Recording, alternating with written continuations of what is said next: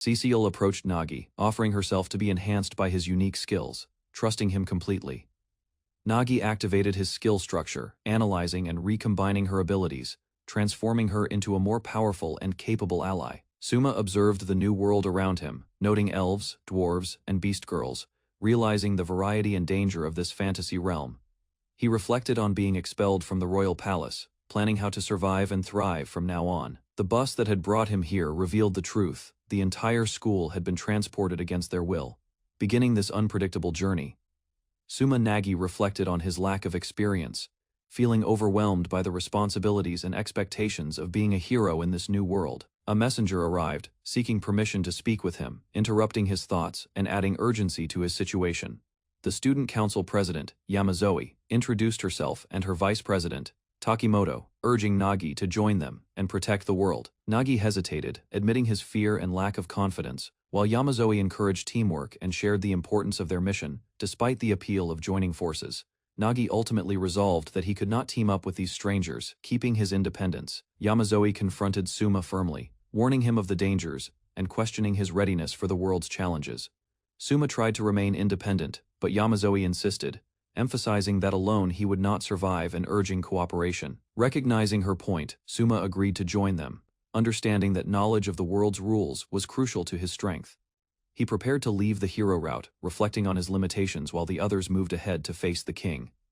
Suma focused on survival, counting supplies and planning his next steps carefully in this unpredictable fantasy world. Suma arrived at the capital of Legnadar, observing the bustling city and noting that the demon lord's threat seemed distant. He reflected on his unusual life, realizing that conventional skills were not useful for survival in this world, and activated skill structure. Suma experimented cautiously, unsure how to fully use his unique ability, trying to understand its potential. Suddenly, he sensed a presence, discovering ghostly observers commenting on his skill and warning that they had no physical body. The ghosts apologized for invading his thoughts, explaining their inability to control their movement, and Suma began adjusting to the strange interactions. Suma considered the ghostly presence, realizing it was a spirit left behind from past memories and not harmful. The ghost followed him through the city, explaining that some visitors possessed skills not native to this world. Suma wandered through the market, purchasing food, and observing how the world treated the chosen ones like himself. Cecile and the others accompanied him, noting that they did not care about the world's politics, providing reassurance. The ghost offered guidance about Suma's pendant, helping him understand more about the world, while Suma grew accustomed to these unusual interactions. Suma followed guidance to a crystal shop in the city, curious about the unusual skills it offered. He learned that the pendant he carried worked like a contract, exchanging vows to access powerful abilities. Ghostly figures explained the world's rules, showing that contracts governed everything, and breaking one could bring severe consequences. Suma witnessed the grim potential of the shop, realizing some people were forced into slavery if they failed. He discovered the shop's true purpose. The spirits asked him to make a contract to save a girl trapped inside. Suma entered the shop, stating that he wanted to take a specific girl with him, Cecile, a dark-skinned, petite elf. The shopkeeper revealed that they had been observing Suma since his arrival and acknowledged his unexpected decision. Cecile's allies explained that Suma had gathered information and acted without prejudice, proving himself trustworthy to handle the task. They offered guidance and promised to teach him the world's rules, swordsmanship, magic, and skill use if he agreed to the contract. Cecile was introduced formally, her age noted around 14 or 15, establishing her as the girl Suma was tasked to save. Cecile was revealed as the last survivor of the destroyed demon race, making her precious to those protecting her. Her magic aptitude was high, but she was unsuited for physical combat, requiring careful handling. Suma was entrusted with her care by Astarte, formally introducing Cecile as the girl he must protect. He considered the implications of a contract, understanding it was the key to securing her safety. Suma noted her price in the shop, and recognized that, like him, Cecile was a foreigner in this world, and needed protection. Suma activated skill structure again, aiming to understand how to use skills without a formal contract. He began dissecting skills, analyzing their components and isolating traits to grasp their mechanics. Suma experimented further, moving parts of skills and observing how they could be rearranged for new effects. He noticed that the reconstructed skill expanded into a large area, surprising him with its scale. By comparing components, he realized he could combine elements to create entirely new skills, like smite building and monster sweep. Suma realized the true power of skill structure. It could rewrite and reconstruct existing skills entirely. He acknowledged his lack of knowledge about this world and the need to trust someone to survive. Suma determined to acquire Cecile, understanding her value and preparing to pay for her using skill-based transactions. He learned that skills could act as currency in this world, allowing him to negotiate efficiently. Suma tested a skill on harmless monsters, confirming its effect and ensuring its practicality before proceeding further. Cecile watched as Suma experimented with skill structure, eager to understand its practical use. Suma made a formal contract, exchanging the monster sweep skill for Cecile, establishing the rules and terms clearly.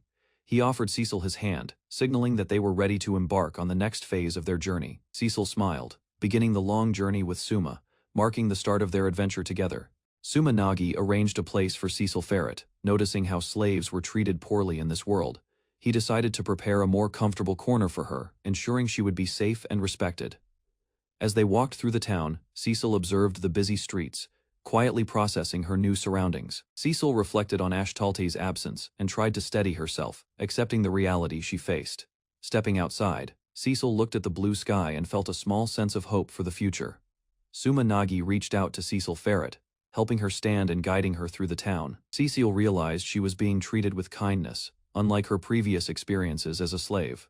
Before departing, Nagi offered blessings for Cecile's future, wishing her safety and happiness. Cecile reflected on her past, remembering her family and how Ashtalte had always supported her. She recalled Nagi's encouragement and felt hope, knowing someone had promised to release her from hardship.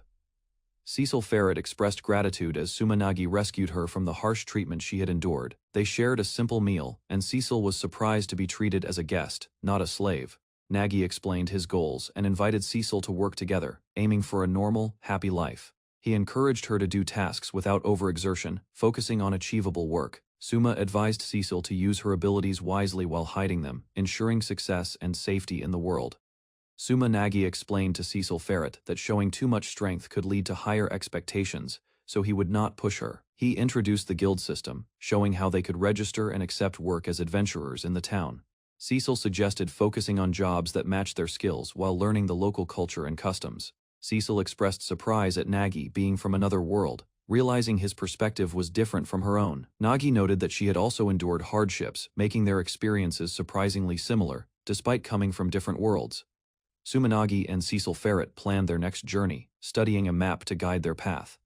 They decided to leave the capital soon, preparing for a short stay before moving onward. Nagi instructed Cecile to register with the guild at the nearest big town to start their new life. He considered Cecile's past as a slave, knowing she had little reason to stay there. They noted nearby towns, skill shops, and the fortress city, deciding to avoid drawing attention while beginning their journey. Cecile Ferret suggested Mitatel, a commercial city near the capital, as the best place to start over. Suma Nagi realized Cecile understood his intentions while negotiating with the slave merchant, showing her sharp intuition. After moving through the city, they decided to rest at an inn to recover from the day's events. Nagi ensured Cecile was comfortable, noticing her reactions and commenting on her unusual behavior. Cecile reflected on her embarrassment and inexperience, realizing she had never spent a night with anyone like this before. Cecile Ferret worried about being a demon, fearing Nagi would be disgusted by her appearance and powers. Nagi complimented her eyes, reassuring her and surprising Cecile with his kindness. He explained that he wanted an ally, not a slave, asking Cecile to trust him. Cecile expressed gratitude and promised to meet his expectations, feeling a bond of trust growing. Nagi examined her magical abilities, confirming her special aptitude while preparing for their future challenges together. Cecile Ferret hesitated to show her skills, worried Nagi might be disappointed in her lack of strength. She asked Nagi to help make her a worthy ally, trusting him to shape her potential. Nagi activated his skill structure ability, preparing to enhance her abilities with precision. He carefully began transferring skill improvements, ensuring Cecile's powers would develop without risk.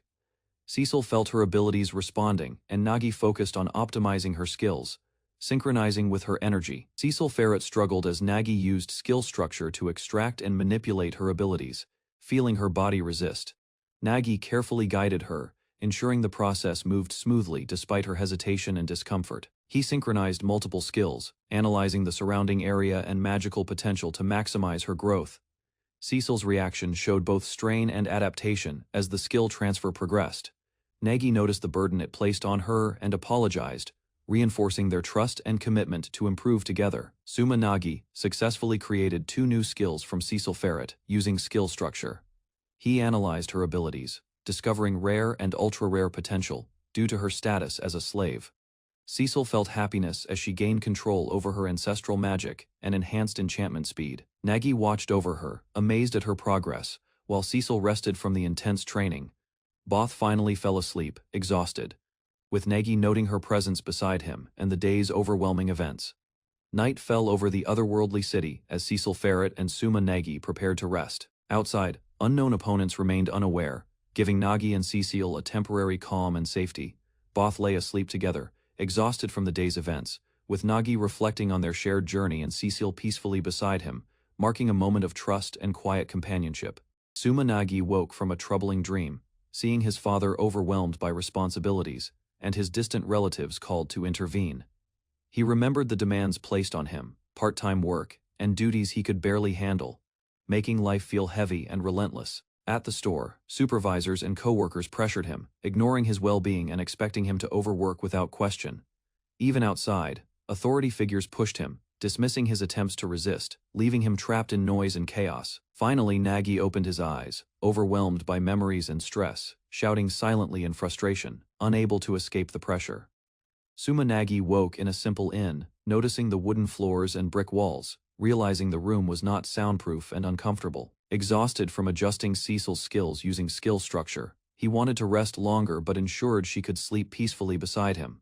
From outside, unknown observers recognized Nagi's rare abilities and considered taking him out, sensing his potential. Nagi awoke again, anxious about safety, realizing the inn lacked proper security and vulnerability surrounded him. Cecil stirred, gently waking Nagi, preparing for the day ahead, unaware that danger lurked nearby, their journey demanding vigilance and action. Suma Nagi apologized to Cecile for sharing a bed and waking her, asking her to gather their belongings as they prepared for the day. Cecil realized that Nagi's rare skill structure had attracted attention from others, despite their efforts not to stand out. Nagi assessed the barricaded doors, understanding that any escape for himself would be impossible without help, though Cecile might manage. He noticed the obstacles might be intentional to prevent interference, using a dark elf's reputation to keep outsiders away. Cecil reflected on the previous day's exhausting sessions, while Nagi worried about the attention his abilities were drawing and the challenges ahead. Cecil blushed nervously, offering to assist Nagi with anything he wished, showing her loyalty and concern. Nagi examined the thin brick walls of the corner room, realizing their location was exposed, but the forest outside offered potential escape routes. They encountered a group of rough-looking men, signaling danger and Nagi's need to protect Cecile while staying alert. The men revealed interest in Nagi's rare skill structure, expressing intent to negotiate or demand it for themselves. Nagi refused, warning them firmly, while preparing to escape with Cecile, maintaining control, despite the intimidating situation. Cecil followed Nagi closely, showing concern and readiness to support him no matter what challenges arose. Nagi analyzed the thin brick walls and corner room, understanding the risks while planning an escape path outside into the forest. Unexpected attackers appeared, forcing Nagi and Cecil to react quickly, preparing to flee and avoid capture. Cecil expressed fear of unstable tree branches, offering to catch Nagi if needed while navigating the forest. Nagi used his architecture smashes skill to break through obstacles, impressing Cecile and allowing them to escape. Though he struggled to fully execute the move, pursuers appeared outside, prompting Nagi and Cecile to flee quickly, aware of the danger. One of the men plotting against Nagi expressed determination to obtain his rare skills, seeing him as an outsider worth capturing. Nagi trembled under pressure, though Cecil stayed close, concerned for his safety while he collected his resolve. He recalled being summoned to another world and Cecile's captivity, motivating him to protect her and escape. Nagi guided Cecile carefully, instructing her to stick close and avoid detection as they navigated through the town, evading their pursuers. Cecile clung to Nagi, showing nervousness but a desire to support him, as they considered their next move carefully. They woke up together in the inn, surprised at their close situation, preparing for the day ahead. Cecile reflected on Nagi's actions, noting his kindness toward others, despite harsh circumstances, which gave her confidence and hope. She realized Nagi had given her a reason to live, instilling hope and trust in him. Cecile expressed her gratitude and affection, encouraging Nagi to act boldly, even as they faced difficult challenges and threats outside. Nagi panicked as people outside searched for him, realizing the urgency of avoiding detection. He understood that his rare skills made him a target, with pursuers eager to capture or exploit him. Cecile noticed his shaking but stayed close, offering support while he prepared to act. Nagi recalled being summoned to another world and Cecil's past in a slave shop, motivating his determination. Activating skill structure, Nagi analyzed their surroundings quickly, planning their next move while keeping Cecil safe. Nagi observed the positions of the large men blocking their path, noting the brick walls around them. He activated Architecture Smash to break through obstacles strategically, creating a path forward while keeping Cecil safe. Holding Cecil's hand, Nagi led her confidently, preparing to escape while warning pursuers not to follow. Onlookers marveled at Nagi's ability, realizing he used his strength cleverly to manipulate the environment. Nagi and Cecil paused briefly outside, catching their breath while surveying the area before continuing cautiously. Nagi considered using magic to defend himself and Cecil, realizing they couldn't afford to stand out while under pursuit. Cecil suggested a simple low-power spell with fast casting, ensuring safety while still being effective. She chanted in the ancient language, invoking light to illuminate and guide them. Drawing on her magical knowledge, the spell surprised their pursuers, creating a temporary advantage as they reacted to the glowing light.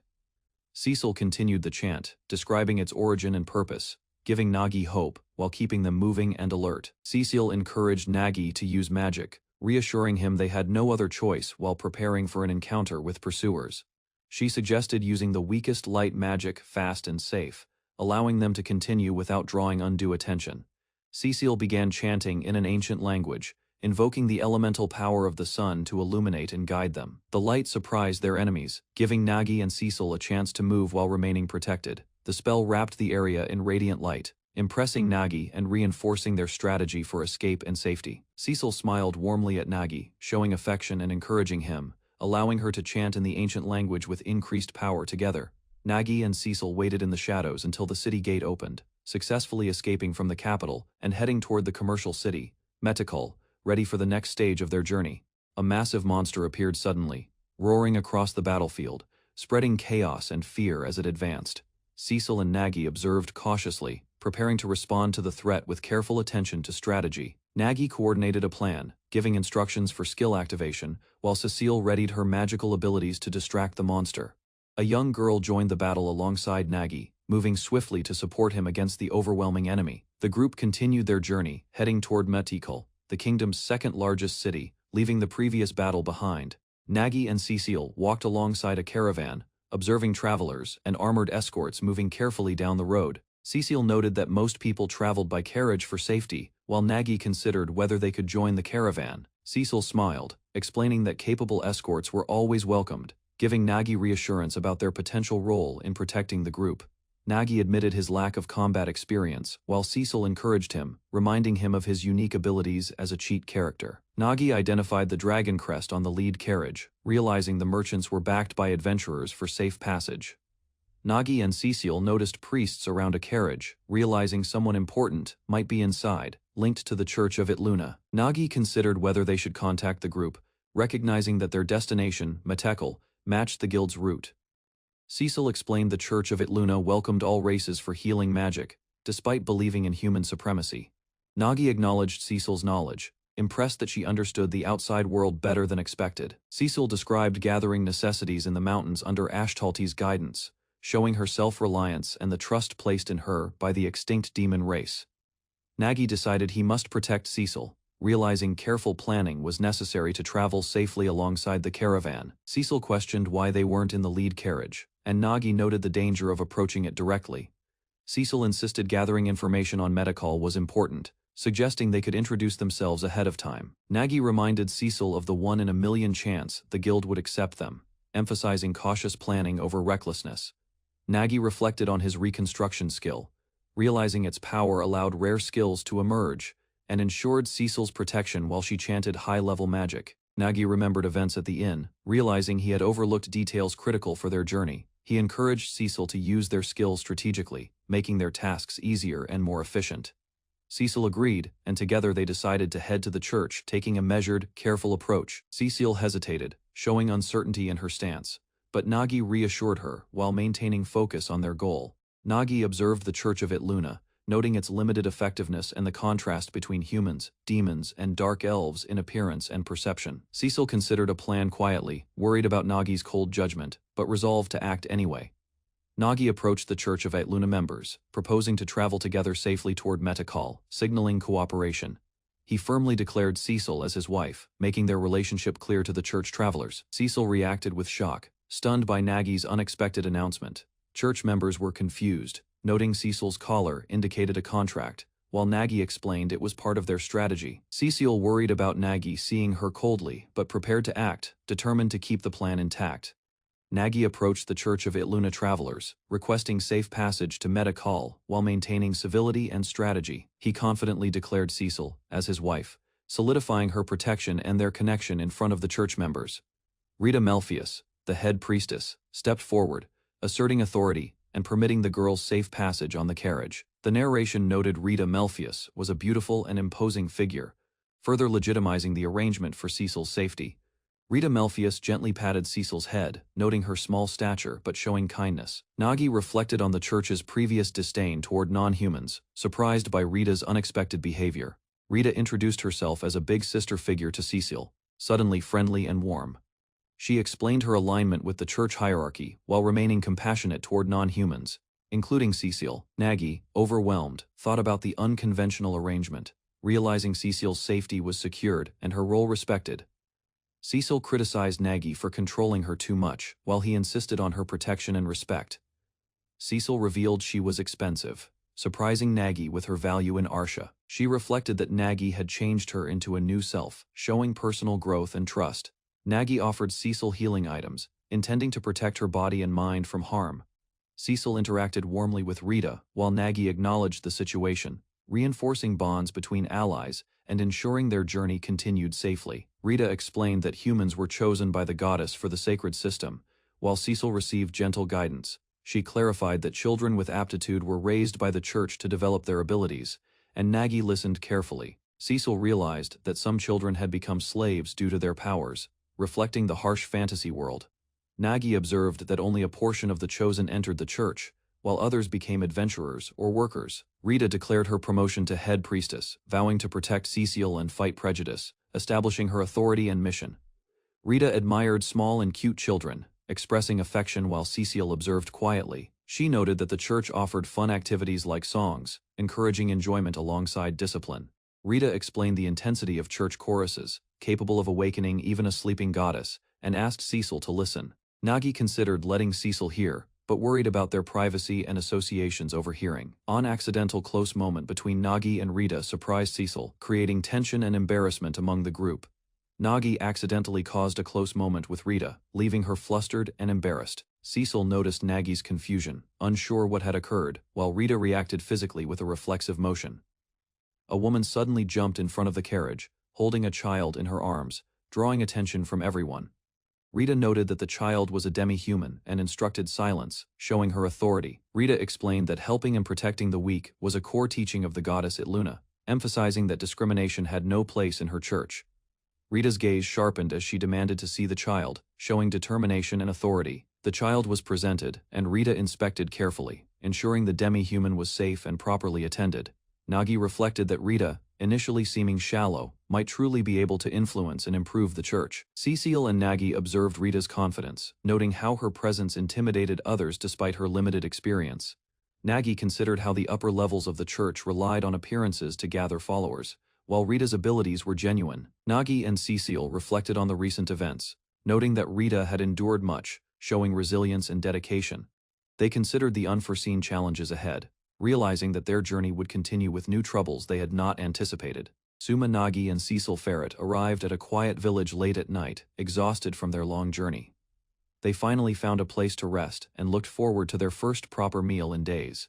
The village appeared peaceful under the moonlight, and Nagi noted their arrival was just before midnight. Rita Melfius helped them settle, ensuring Nagi and Cecil could rest and prepare for the journey ahead. Nagi reflected on Rita's kindness, realizing she was the first to show genuine care for him and Cecil. Suma Nagi and Cecil Ferret discussed the rigid hierarchy of the Church of Itluna and the challenges of noble ranks. Nagi reflected on the unusual circumstance of someone like Rita, rising to head priest despite not being a noble. Rita offered Nagi a healing item, emphasizing their bond and the unity of their lives and destinies. Cecil reminded Nagi about practical matters, including the price of Arsha, bringing humor to the serious moment. Rita acknowledged Nagi as her equal, calling him her wife. And Nagi was surprised but grateful for her trust and respect. Cecil Ferret apologized to Sumanagi for their unusual travel arrangements, expressing her concern for his safety. Nagi reflected on the nature of demons, their connection to the elements, and their lack of individuality in human society. Cecil revealed that she resonated with Nagi through their contract, feeling a part of him for the first time. Nagi debated internally about giving Cecil freedom, questioning what he should do next for her well-being. Cecil's innocence and straightforwardness left a strong impression on Nagi, emphasizing her trust and the bond between them. Cecil Ferret expressed her worries to Sumanagi, fearing she might be an obstacle in his journey. She admitted that she valued their contract more than her own life, showing her deep trust and loyalty. Nagi confessed that Cecile was his only companion and family, leaving him unsure how to act without her. Cecil smiled brightly, agreeing to continue alongside him, avoiding any misunderstandings while maintaining their bond. Meanwhile, Nagi observed the villagers struggling with a poorly prepared meal, contrasting their tense emotional moment with everyday life. Sumanagi cautiously avoided approaching mercenaries, aware of the danger they posed to him and Cecil Ferret. Nagi tried to purchase fish, but the shopkeeper apologized, explaining that they had none available. He requested some bread and soup from Cecil, trying to make do with what was available. Nagi and Cecil discussed the villagers' prejudice, angered by how the Church of Itluna treated dwarves and travelers. Cecil reflected on her guild friends coming to confront the Lake Master, showing their concern for fairness and justice. Sumanagi arrived at the Lake Master's place, noticing minor damage to his clothing from the journey. A young dwarf offered to help Nagi repair his clothes, bringing back memories from their previous encounter. Nagi requested that the dwarf stitch his coat, while Cecil watched, impressed by their skill. Cecil's mother showed her sewing expertise, quickly repairing Nagi's clothes with precision and care. Nagi asked about their journey to Miteka, and the mother explained that obtaining food for her and the child would be challenging, but manageable, with magic. Sumanagi asked Cecil and her companion if they were siblings, learning they traveled together out of necessity. The mother explained that the child inspired her to do her best, and expressed gratitude for a person from Itluna. Nagi received bread and soup instead of fish. Understanding the villagers' difficulties in providing for travelers, he learned about the giant fish, the Leviathan, which made fishing impossible in the lake. The mother warned Nagi not to provoke the Leviathan or enter its territory, explaining the risks and caution needed around the lake. Sumanagi and Cecil Ferret prepared to leave, exchanging farewells before heading toward the lake. Nagi suggested camping near the lake for a secure water source, considering safety and the need for a fire. He noticed the Church of Itluna's singing carrying loudly through the night, signaling potential danger. Cecil warned Nagi that provoking the Leviathan could trigger an attack, highlighting the lake's hidden dangers. Nagi reflected on the village flags and considered whether Rita and the village leader understood the risks of the area. Sumanagi asked Cecil Ferret if she would practice magic, and she agreed, showing her readiness to improve. They chose a location separated from the village, near the lake, to safely practice ancient language chanting. Nagi explained that his choice was for safety, noting potential threats from beasts and villagers from Itluna. Cecil reacted with frustration at the slimy surroundings, expressing her dislike for the difficult environment. She fought against a magical threat with determination, displaying courage and skill while Nagi observed cautiously. Sumanagi and Cecil Ferret realized they were too late to prevent a dangerous situation from escalating. They saw the Leviathan, a giant aquatic creature with regenerative tentacles and a deadly reach, threatening the area. Cecil admired Rita's bravery and skill, recognizing her survival against the Leviathan, despite the risk. Nagi instructed Cecil to begin her ancient language chanting practice, signaling the start of their magical training. Cecil focused on her magic, preparing to confront the threat with determination and precision under Nagi's supervision. Rita confronted Sumanagi, demanding that he save everyone rather than just fleeing from the danger. Nagi noticed that some people were hit by paralysis needles while trying to escape, increasing the urgency of the situation. Rita refused to leave her subordinates behind, forcing Nagi to accept the need to act. Cecil prepared to restrain the threat with normal magic, coordinating her attack with Nagi and Rita. Rita challenged Nagi, reminding him that he could not abandon her in this dangerous area, emphasizing the stakes of their confrontation. Sumanagi confronted Rita about greeting the village leader and trusted her judgment despite her inexperience. Rita demanded payment for her assistance with the Leviathan, emphasizing the seriousness of the contract and the stakes of failure.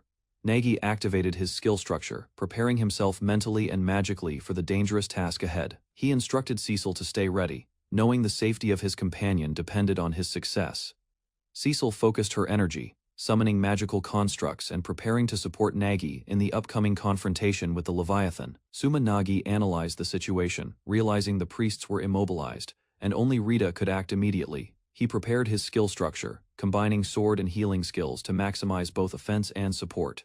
Rita criticized Nagi for being slow, urging him to act faster against the threat. Nagi readied his weapon, positioning himself to defend Rita while confronting the Leviathan. The Leviathan loomed ahead, forcing both Nagi and Rita to engage in combat, testing their skills and coordination under pressure.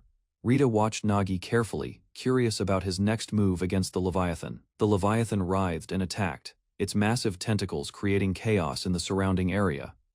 Rita observed the situation, analyzing the enemy's movements while preparing for magical or physical intervention. Sumanagi revealed a new skill he created, surprising Rita and demonstrating his ingenuity and strategic thinking in combat.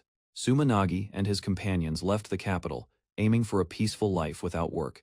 Traveling through open fields and mountains, on their way to the merchant city of Metkal, they met Priestess Rita, who was escorted by adventurers and offered guidance for their journey. A sudden monster attack threatened the group, forcing Nagi and the party to rush to defend their allies. Cecil confronted the aftermath of the attack, shocked by the destruction caused during the battle. Nagi explained that he unintentionally caused the monster's regenerative abilities to spiral out of control, leaving the group in disbelief. Sumanagi recalled his game design knowledge while examining the monster's regenerative abilities, trying to understand its limits. He analyzed the monster's skills in detail, noting how his donation sword and bladeless combat skills could amplify its regeneration. Cecil observed closely, realizing the calculations determined whether the monster could be defeated alone or required combined effort. Nagi confirmed the monster's regeneration was uncontrollable, prompting the party to prepare for rapid, coordinated attacks. Cecil and the others charged forward, attacking swiftly while Nagi manipulated the monster's abilities to turn its power against itself. Sumanagi instructed Rita on how to attack the monster, carefully targeting its tentacles while keeping her safe. Rita realized she could only cut the immobilized tentacles, confirming Nagi's plan and his control over the situation. Cecil observed that Nagi used a skill to freeze a single tentacle.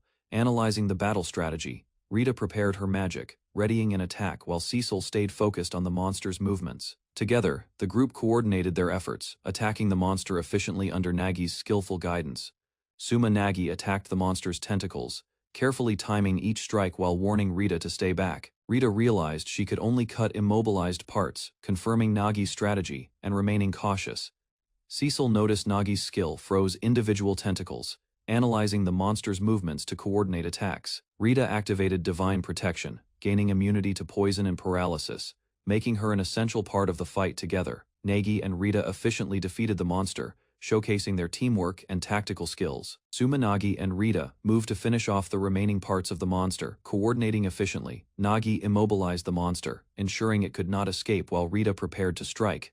Nagi thought about rescuing the church people, considering how to carry them safely from the chaos. Rita agreed it would be tedious to carry everyone one by one, but they had no choice. Nagi realized a carriage-like structure could help move people, and together they planned the next steps carefully.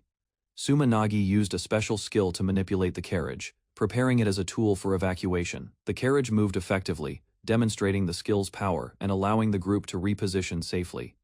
Nagi directed Rita and Cecil to evacuate the church people quickly, coordinating their movements efficiently. Cecil prepared a massive spell while Nagi monitored its timing to maximize the attack's effectiveness. Cecil cast a multi-directional fireball, striking decisively at the monster and clearing the path for evacuation. Cecil's massive fireball struck, causing a massive explosion that engulfed the battlefield. Nagi and Rita shielded themselves, avoiding the brunt of the destructive ancient magic.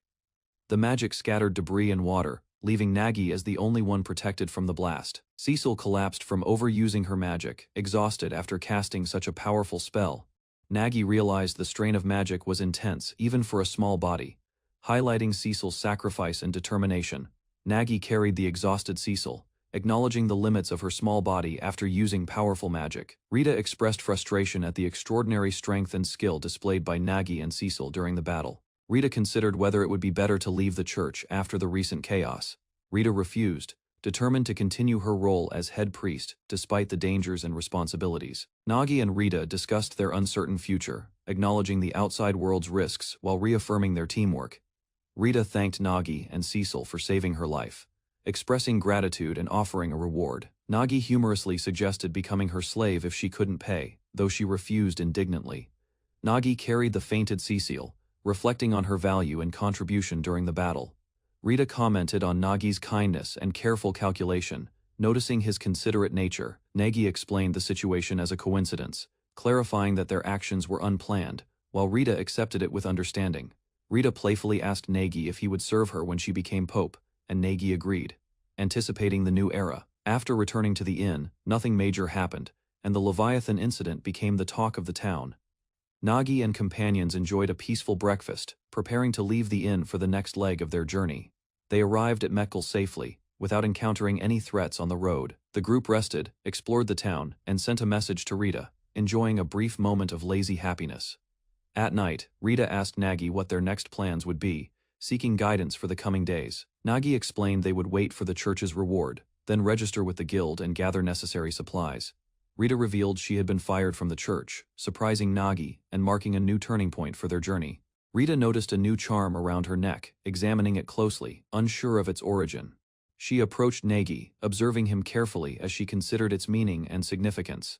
Without hesitation, Rita pressed her lips to Nagi's hand, confirming a solemn gesture of trust. She knelt and formally acknowledged Nagi as her lord, pledging her loyalty in a binding contract.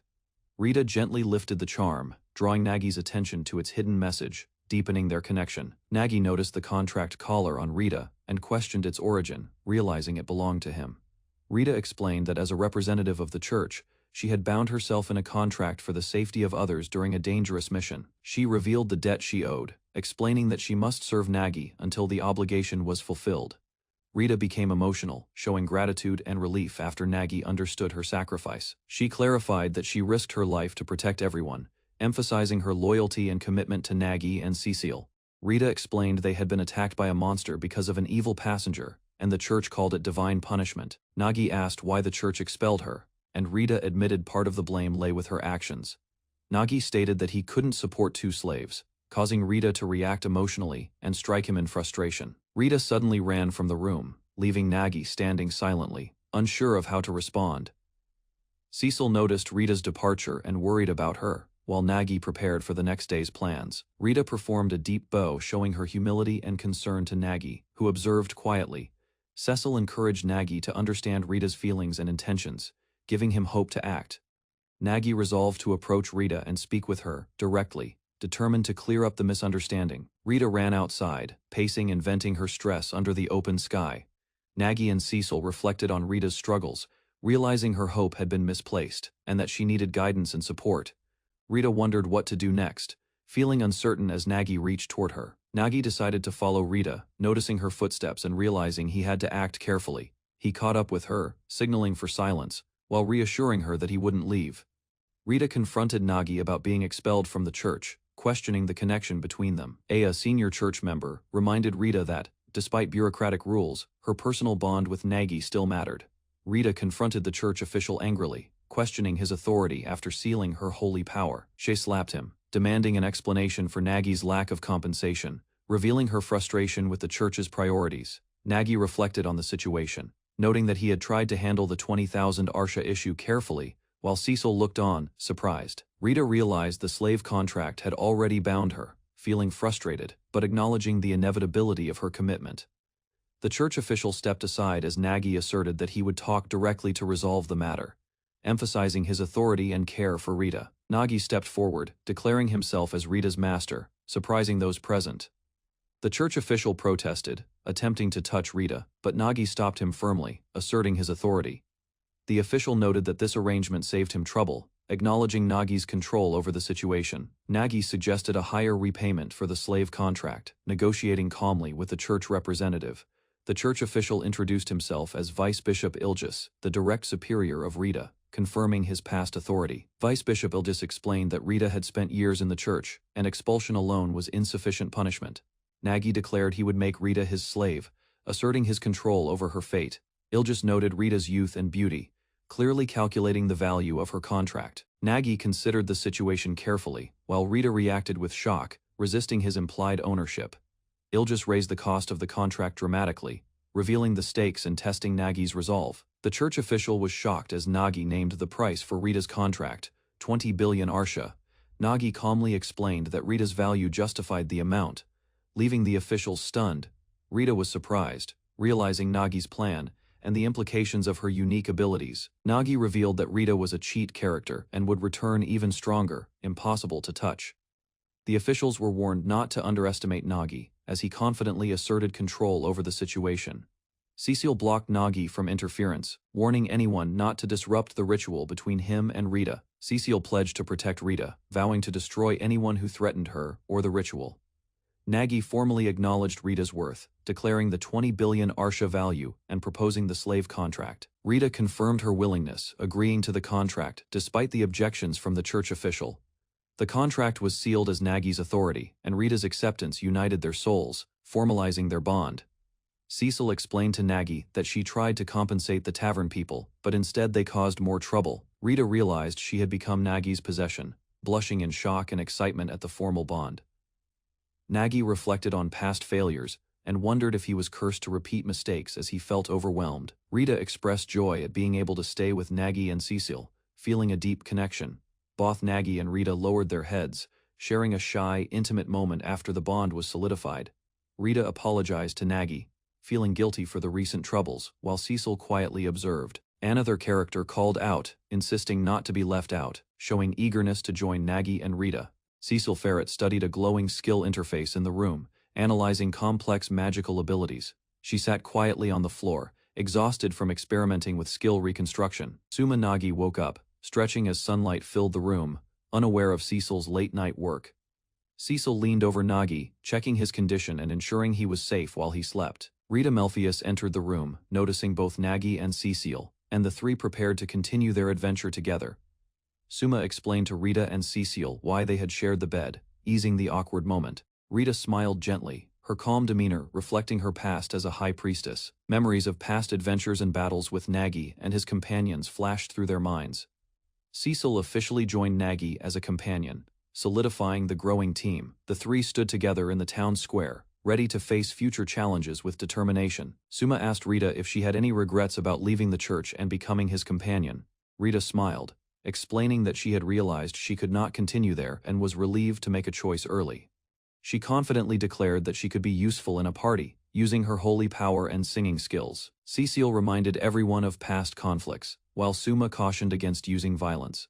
Suddenly, a mysterious force appeared, surprising Nagi, Rita, and Cecil, hinting at a new challenge ahead. Rita confronted a hostile shop owner, asserting her power and surprising the group.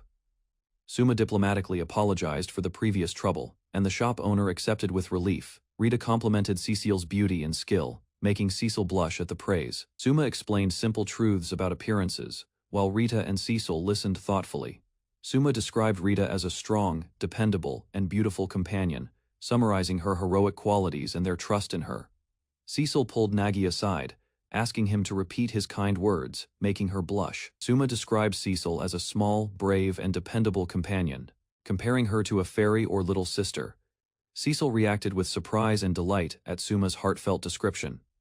Rita explained why she made certain decisions with her skill balls, emphasizing practical use. Rita taught Suma how to use skills effectively for everyday tasks, showing their teamwork and trust growing. Cecil's heart raced as Suma calmly reviewed the practical skills they had gathered from a start.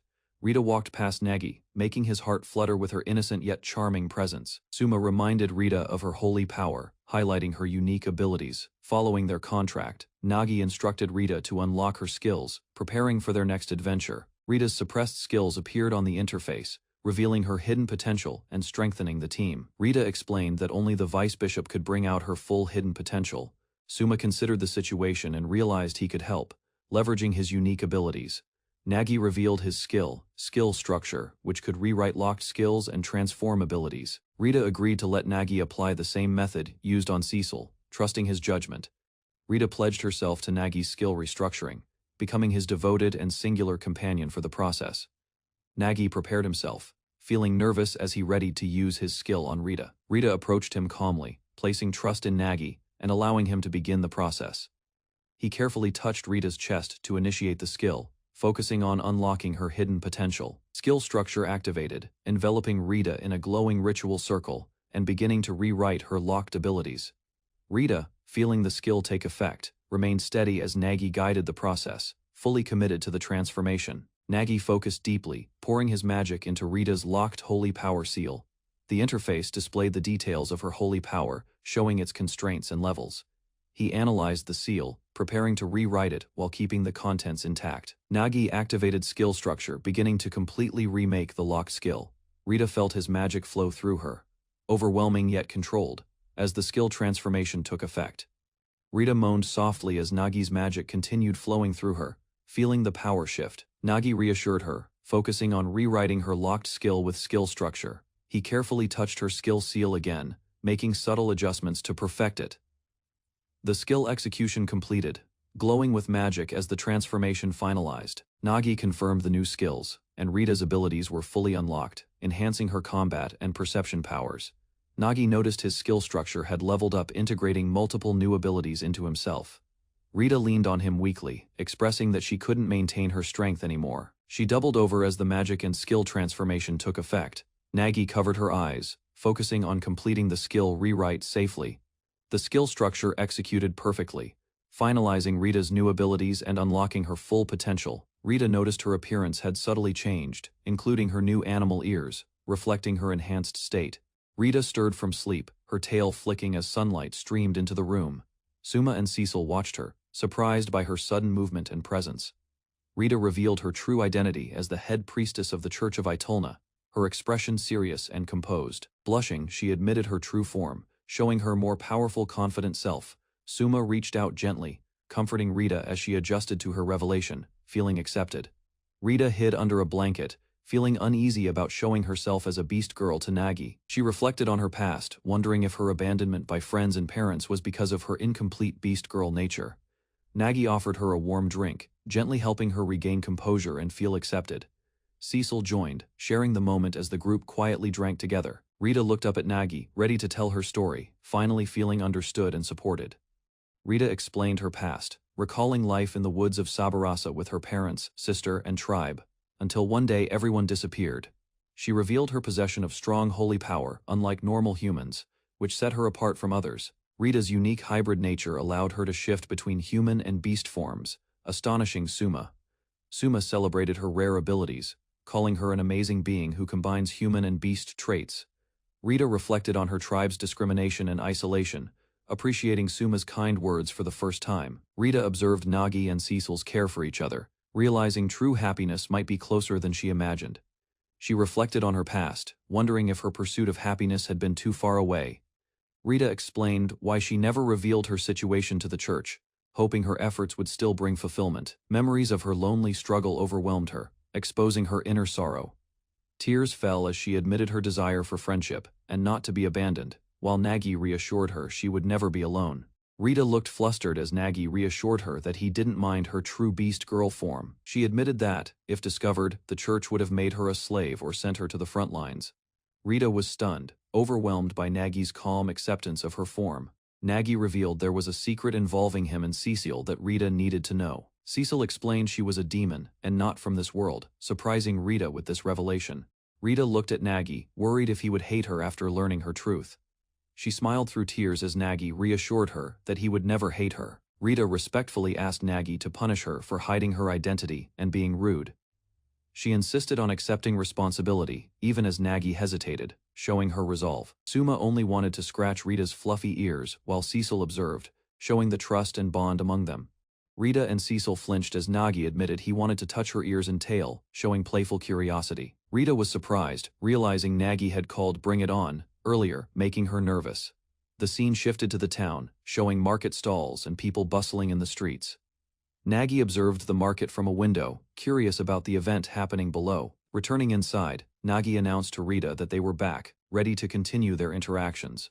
Rita and Cecil returned from shopping, smiling and holding their purchases while welcoming Nagi back. Suma reflected that Rita had guided them through the town, making the trip easier and more enjoyable. Cecil whispered that they had discovered some good shops while Rita had lost her way. Rita admitted that her sense of direction had failed due to the crowded festival-like streets. Suma observed the market, noticing the variety of food and goods, as the group prepared to explore further. Rita explained that a noble planned to parade a tamed monster, enslaved by the king's alchemist, to clear dungeons. Cecil noted that beastmen, like Rita, preferred fruit to meat, adding to their shopping haul. The Minotauros appeared, chained and controlled, demonstrating the king's strange power over monsters. Rita examined the magic, questioning whether it was experimental or controlled by a skill. From a window, Nagi and Cecil watched as Rita reacted in surprise to the Minotauro's collar. The Minotauro strained against its chains, muscles tensing as it struggled violently. Its immense power was evident, shaking the room as it tried to break free. People screamed and scattered as the chained Minotauros approached, causing panic and chaos. Nagi and Cecil hid inside a building, hoping the Minotauros would calm down. Cecil explained that the collar was crafted with strong magic, likely targeting those with immense power, like herself. Cecil told Rita she would act as a decoy so the others could escape the Minotauros safely. Rita prepared for the plan, ready to be packed and act immediately. Nagi warned Cecil that the Minotauros should not touch her, emphasizing her importance. The group's shadows reflected frustration and tension, feeling the threat of the Minotauros looming. The Minotauros charged toward them, with Nagi, Rita, and Cecil bracing for action inside the building. Rita explained the plan to use a narrow alley to slow the Minotauros, acting as a decoy.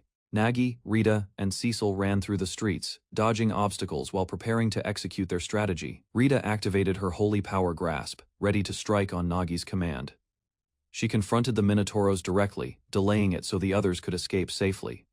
Rita clashed with the Minotauros, demonstrating her skill and courage in the fight. Rita prepared to execute the plan as Nagi and Cecil positioned themselves strategically to support her. The Minotauros barreled forward, reacting aggressively to Rita's movements. Rita activated Holy Power Grasp LV Fey Heal, aiming to restrain and control the Minotauros. She engaged the Minotauros directly, using her skills and strength to manipulate its actions.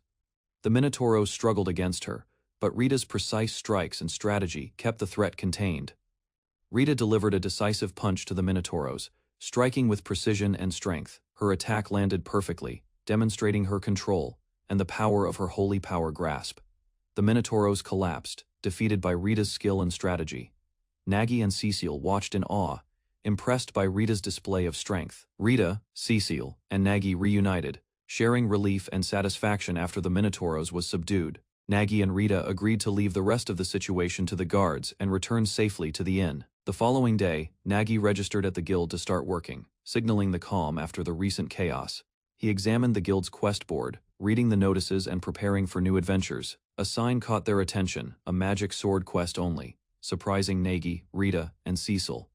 With this special opportunity, Sumanagi woke up exhausted after facing the Vice Bishop and Minotaur, reflecting on the battles since arriving in the other world. He finally realized Rita's strength, wondering if she could have defeated the Leviathan alone. Nagi discovered a mysterious letter he could not read, considering using his otherworld conversation skill to understand it. While still tired, he prepared breakfast for Cecil and Rita, realizing he barely noticed them waking. After resolving matters with the Minotaur, Nagi focused on survival, completing quests, mapping the lands, and making trustworthy allies to ensure their continued life together. Sumanagi registered with the guild, learning that the registration pledge was not a binding contract. He was warned to follow local rules and avoid misbehavior, ensuring safe participation in guild activities. The guild explained that personal skills and abilities were private, protecting Cecil as a dark elf and Rita as a human. Nagi reflected on how he was unaccustomed to having companions treated as equals rather than slaves. He learned about the two adventurer guilds in Medical, understanding the benefits of joining to avoid competition and access guild facilities. Sumanagi learned that the Commoners Guild prioritized matching jobs to abilities, while the Nobles Guild focused on aristocratic members. The receptionist explained the guild's goal of helping everyone lead optimal lives, guiding Nagi to suitable work. After returning home with food, Nagi reflected on the receptionist's efforts and the challenges she faced. Before accepting quests, Cecil and Rita verified their skills while preparing for the next adventure. Nagi began teaching his companions his skills, while Rita focused intently, determined not to miss any detail. Sumanagi assessed his level as a beginner adventurer, planning to treat it as average while testing his limits. He reviewed his special skill structure and normal skills, noting how combining abilities from himself and his companions could create rarer skills. Nagi tested Rita's skills with careful analysis, apologizing for the difficulty in determining what abilities she gained at level 2. He then checked Cecil's abilities, noting her magical and detection skills as a dark elf mage. Nagi praised Cecil for her magical support, acknowledging how her magic had already saved them multiple times, strengthening their teamwork. Rita Melpheus raised a question about Cecil's magic during the Leviathan fight, seeking to understand whether it came from her skill. Cecil explained that her magic combined her own power with ambient energy, enhanced by chanting in the ancient language. Nagi and Rita discussed what would happen if magic power gathered was insufficient, surprised by each other's insight. Rita's skills were revealed, including holy martial arts, singing, and unarmed combat, showing her progression to level 3. Nagi praised Rita for her speed and power, noting how her abilities helped him defeat the Minotaur with a single strike. Suma Nagi reflected on the Minotaur's speed and power, realizing Cecil's concentrated holy power allowed her to gain speed and defend effectively. Rita praised Nagi, noting that he didn't understand how impressive his own combat ability truly was. While he remained modest, the team reaffirmed their spirit, preparing to head to the Commoners Guild, despite unexpected challenges awaiting them. They received a report about a magic sword appearing in a dungeon after 80 years, designated for a quest requiring everyone's participation. Nagi, Cecil, and Rita expressed their frustrations with the Nobles Guild, advocating for fairness as the Commoners Guild organized the upcoming challenge. Sumanagi reflects on the late grandpa's legacy and his work at the Commoners Guild, taking pride in the accomplishments. Ain Clunet feels exhausted from continuous responsibilities, yet struggles to see improvement, despite her tireless efforts at the guild. Suddenly, a hero appears unexpectedly, offering potential aid and changing the course of events in the town of Medical.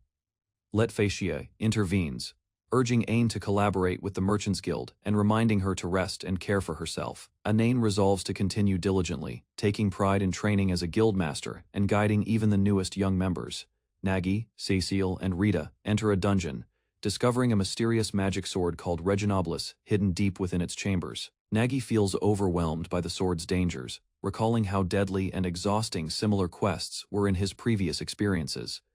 He decides the approach depends on careful planning and information, signaling the team to strategize before acting further. The group learns the sword's history. It chooses a hero, shaping kingdoms and alliances, leaving significant consequences for unprepared adventurers.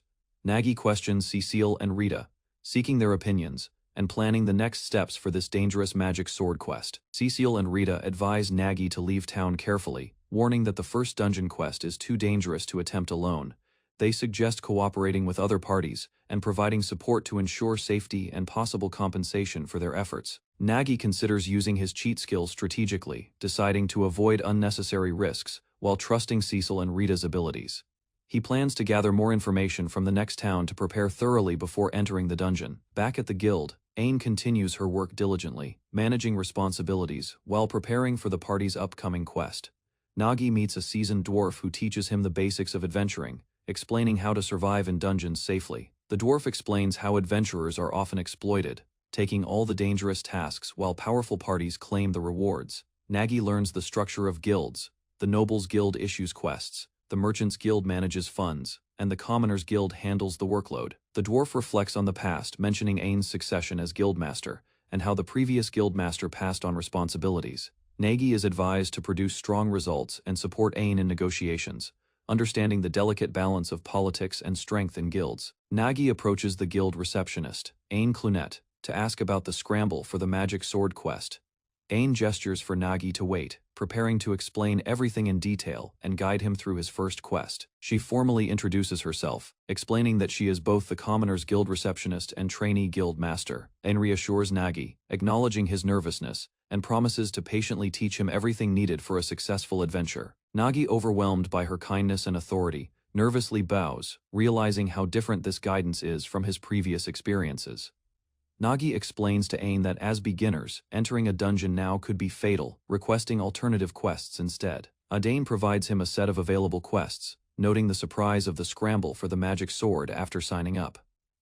She explains that by performing urgent quests, Nagi can pick jobs himself and receive advances and expense coverage. Nagi hesitates, noticing the demanding requirements and deadlines, realizing potential penalties if he fails to complete them on time. Ain reassures him, offering a contract to formalize the arrangement while keeping him calm and ready to take on the challenge. Anain explains to Nagi that quest information must be accurate since lives could be at risk, asking him to trust her fully. She offers tea and cookies, creating a warm, cozy atmosphere that makes Nagi feel more at ease, despite his worries. Nagi worries about going into a dungeon with limited equipment and 2 accompanying girls, fearing failure due to his inexperience. Ain suggests resting his head on her lap, following family advice for comfort, though Nagi feels embarrassed by her kindness. She provides maps, monster records, and local folklore for reference, ensuring Nagi is well prepared for his upcoming tasks and quests. Ain gives Nagi a skill called Gutter Cleaning LV1 for helping with weekly guild maintenance, showing her thoughtfulness. She calls him over for a brief instruction, emphasizing the importance of participating in guild duties and teamwork. Nagi follows Ain as she bows politely, demonstrating her humility and commitment to guiding new adventurers. The team prepares for their first quest, exterminating giant bats in a dangerous partially abandoned mansion near Metekal. Rita explains that Nagi's prompt action allowed her to handle church matters safely, highlighting the advantage of his careful planning. Nagi explains to Rita and Cecile that they still need to earn travel and living expenses after fighting the vice bishop. Rita listens carefully, acknowledging Nagi's explanation, showing trust and understanding of his guidance. While walking, Rita asks if Nagi could use his skill to create rare skills to sell, thinking of opportunities. Nagi reflects on his principles and past actions, noting that selling rare skills might go against his ethics. Rita and Cecil assure Nagi they can handle earnings and tasks, leaving him free to focus on guiding them safely. Nagi studies data on the giant bats, noting their habits, size, and potential as low-level dungeon targets. The team positions themselves strategically around the abandoned mansion, coordinating movements to execute the plan safely. Nagi and Cecile use their skills, Architecture Smash LV1, to breach walls, creating openings while controlling the fight's flow. Rita unleashes her elemental magic, directing sunlight energy to strike effectively, demonstrating her skill and precision in combat. The team begins eliminating the giant bats systematically, combining Nagi's tactics, Cecil's attacks, and Rita's magic for an efficient victory. Nagi instructs Rita to act cautiously, relying on her present sense skill while navigating the mansion during the bat hunt. Rita uses Holy Power Grasp, hand, to control the battlefield, handling the giant bats with precision and strength. The team observes the mansion, noting that the shock from ancient magic is extremely strong and only affects nocturnal creatures.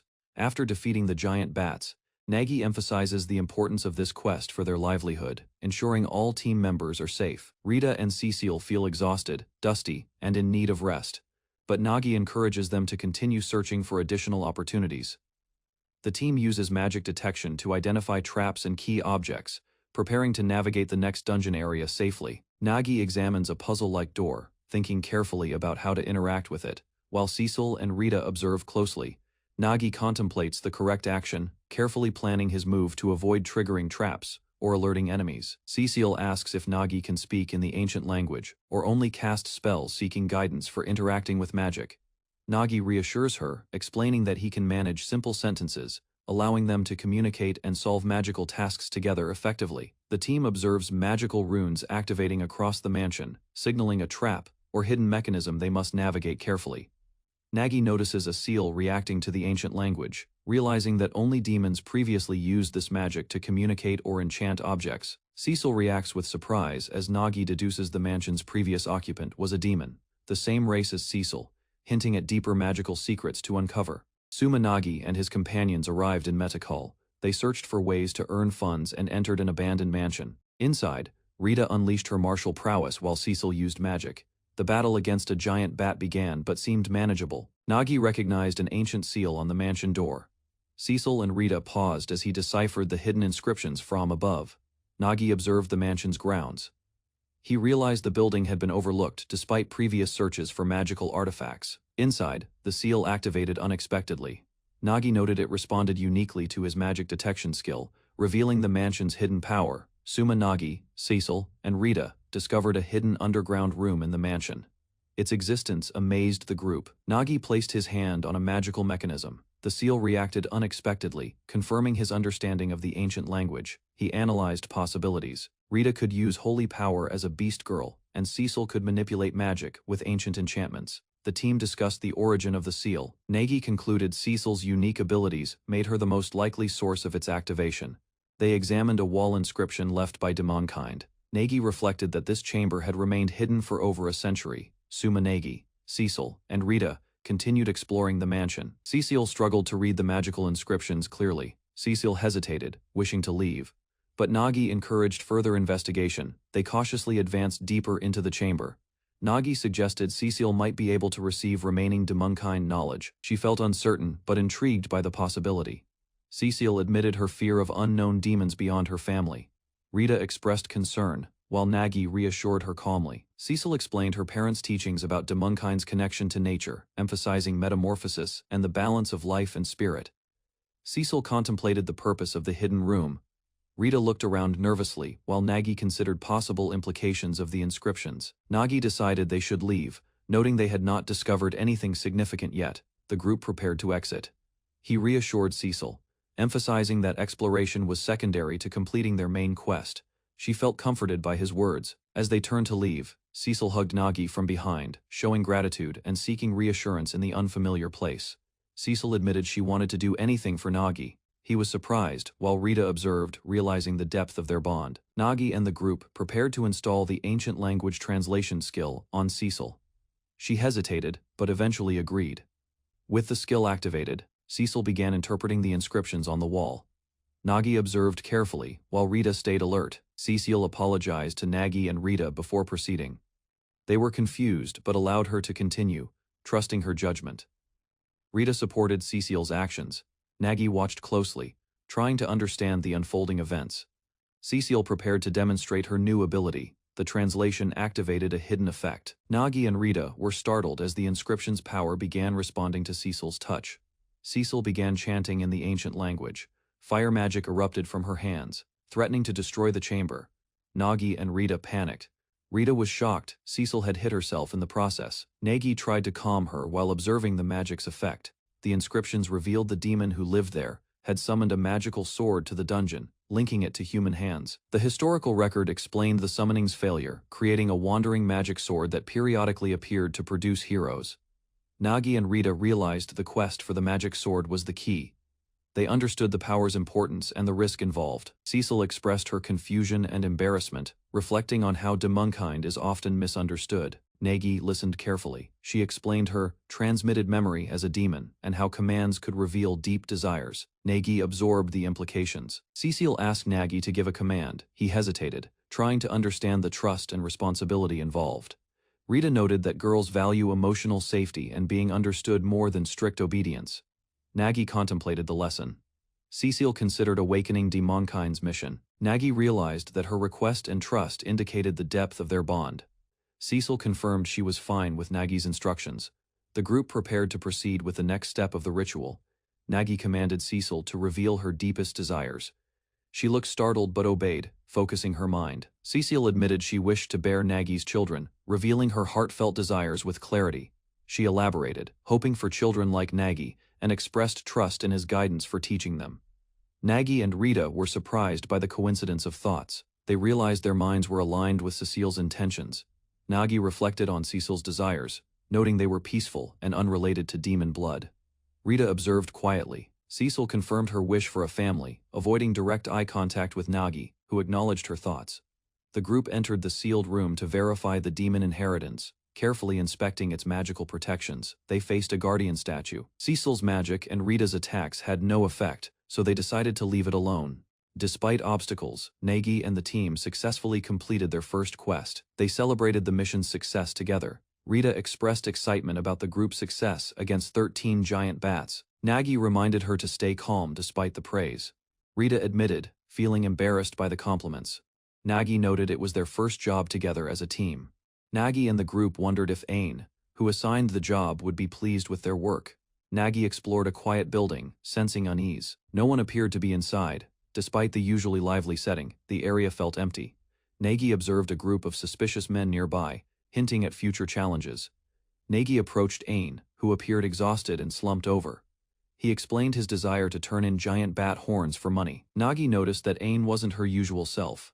Rita and Cecil also expressed concern for her well-being. Ain asked to be left alone to rest. She appreciated Nagi's consideration and praised him for his kindness. Ain realized Nagi had joined the Commoners Guild recently, and was surprised by his progress. She described her admiration for Nagi's abilities and protective nature, explaining how she had been impressed since their first meeting.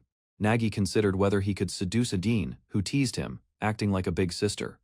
Ain introduced her childhood friend, Leticia Milafew, who had come to meet Nagi directly. Leticia offered Nagi some orbs as a reward in place of the guild payment. Nagi hesitated, questioning why he should receive payment since the quest came from the guild. Letitia explained the guild no longer had funds to pay adventurers, insisting on her compensation method. She revealed that the Commoners Guild had been permanently shut down, surprising Nagi and changing the rules of the quest.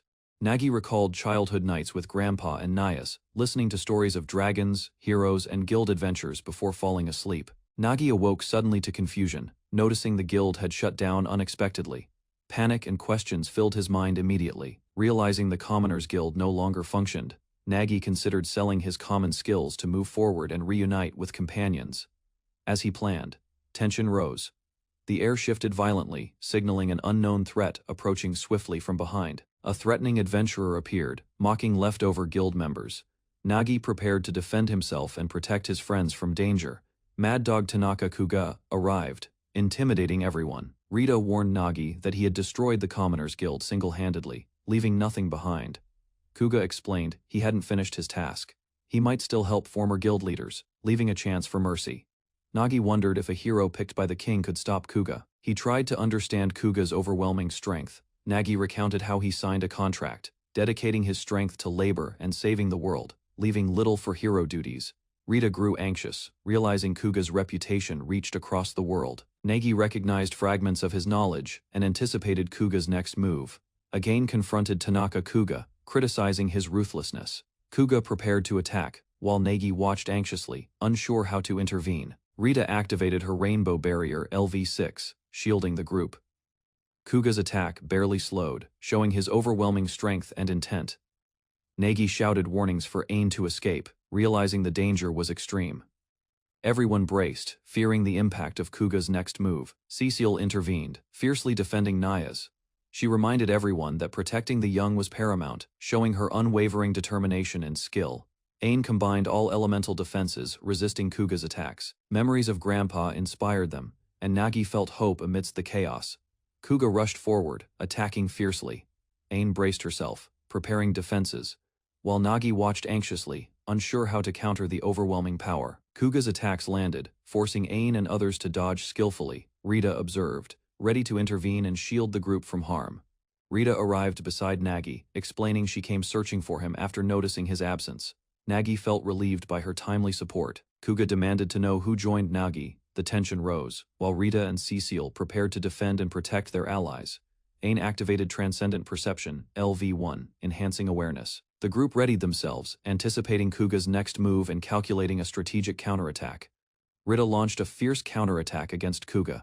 Striking with precision, Nagi watched, astonished by her strength and reflexes in the chaotic fight. Nagi experienced disorientation, sensing pitch-black emptiness around him. The environment felt weightless, heightening danger and testing his focus amid the battle. Ain and Rita coordinated, striking in midair. Nagi tried to adjust, floating in the strange weightless field, barely avoiding attacks. Nagi struggled to control his body, swaying and nauseous. He bent his neck and raised his arms to regain balance. Ain and Rita attacked simultaneously, striking Kuga. Time ran short until the skill ended, forcing precise timing and teamwork in battle. Kuga and Ain collided mid-battle, both exerting force. Nagi struggled nearby, caught in the chaos, barely maintaining balance while observing the fight. Rita helped Nagi recover, cautioning him that his skill was too burdensome to continue. Nagi felt exhausted but grateful for support. Cecile looked on, shocked by the situation. She questioned the sudden events and tried to understand who had intervened in the fight. Nagi's actions confused everyone. He had dodged Kuga's attacks using quick reflexes, surprising allies and enemies alike with his unintentional strategy. The mechanics of Transcendent Perception LV1 were explained. Nagi's body could respond automatically, sharpening senses while suppressing his 5 traditional senses. Nagi reviewed the skills of Tanaka Kuga. He realized special skills were rare, and ordinary people couldn't exceed human physical limits. Nagi noticed that Rita, Cecile, and he all had unique special skills, most surprisingly being ordinary daily life abilities enhanced. A legendary hero appeared, reminding Nagi that humans with special skills were recognized as heroes by the king. Nagi felt intimidated. The hero described his previous battles, including exterminating powerful dungeon creatures and capturing one, showing Nagi the scale of his abilities. Kuga and Ain prepared devastating attacks. Both invoked their skills, demonstrating overwhelming power, leaving ordinary characters unable to match their intensity. Ain unleashed her flame arrow spell, but Kuga remained unfazed. The magical attack seemed ineffective against his immense defensive strength. Kuga explained that his armor reduced magical damage. The flame arrows were insignificant, barely affecting him, demonstrating overwhelming confidence and power. Nagi noticed Cecile's hair, braided neatly by Rita. Small moments of care offered respite amid the chaotic battle surrounding them. Anane struggled, finding her attacks useless. Kuga's strength made her immobile, while Nagi and allies calculated their next moves carefully. Nagi encouraged Cecile, guiding her in the fight. Kuga advanced, and everyone prepared to counter with strategy, teamwork, and precise timing. Nagi showed determination despite minor injuries. He reassured everyone he wasn't hurt, staying focused while strategizing for the next move. Ain declared her role was to guard Kuga. She refused to fight alone, emphasizing responsibility and vigilance over recklessness. Nagi offered to pay to leave Kuga's confrontation. Trust wavered, yet he hoped a temporary agreement would prevent immediate danger. Anane swore her word as a Kijin. She promised loyalty and integrity while preparing for the upcoming quest for the magic sword. Nagi and Ain discussed the Nobles Guild's original plan for the magic sword. They reflected on past conflicts with the Commoners Guild. Nagi recalled being told commoners could never compete equally with nobles. He realized hidden advantages and restrictions shaped their struggles and strategies. Rita and Cecile explained that the nobles secretly attacked the Commoners Guild. Most adventurers were taken down, while few managed to escape. Ain investigated the aftermath. Learning about Kuga's assault, she went to protest to Count Regilta, seeking justice for the injured adventurers. Adane negotiated conditions to help the injured and mediate between factions. She aimed to prevent further conflict while ensuring fairness. Anane noticed Nias feeling uncomfortable. She was asked to leave him alone, showing care for his well-being while resolving tensions peacefully. Nagi reflected on Ain's lost memories. He realized she didn't understand the current situation or the consequences of her past actions. And Ain forfeited her assets and accepted responsibility for the Commoners Guild's state. Memory loss was a personal punishment for her. Nagi acknowledged the situation but wanted more. He sought a way to restore Ain's memory and return her to her old self. Nagi asked for help to bring back Ain's memory, hoping to restore her personality and ensure she could act freely again.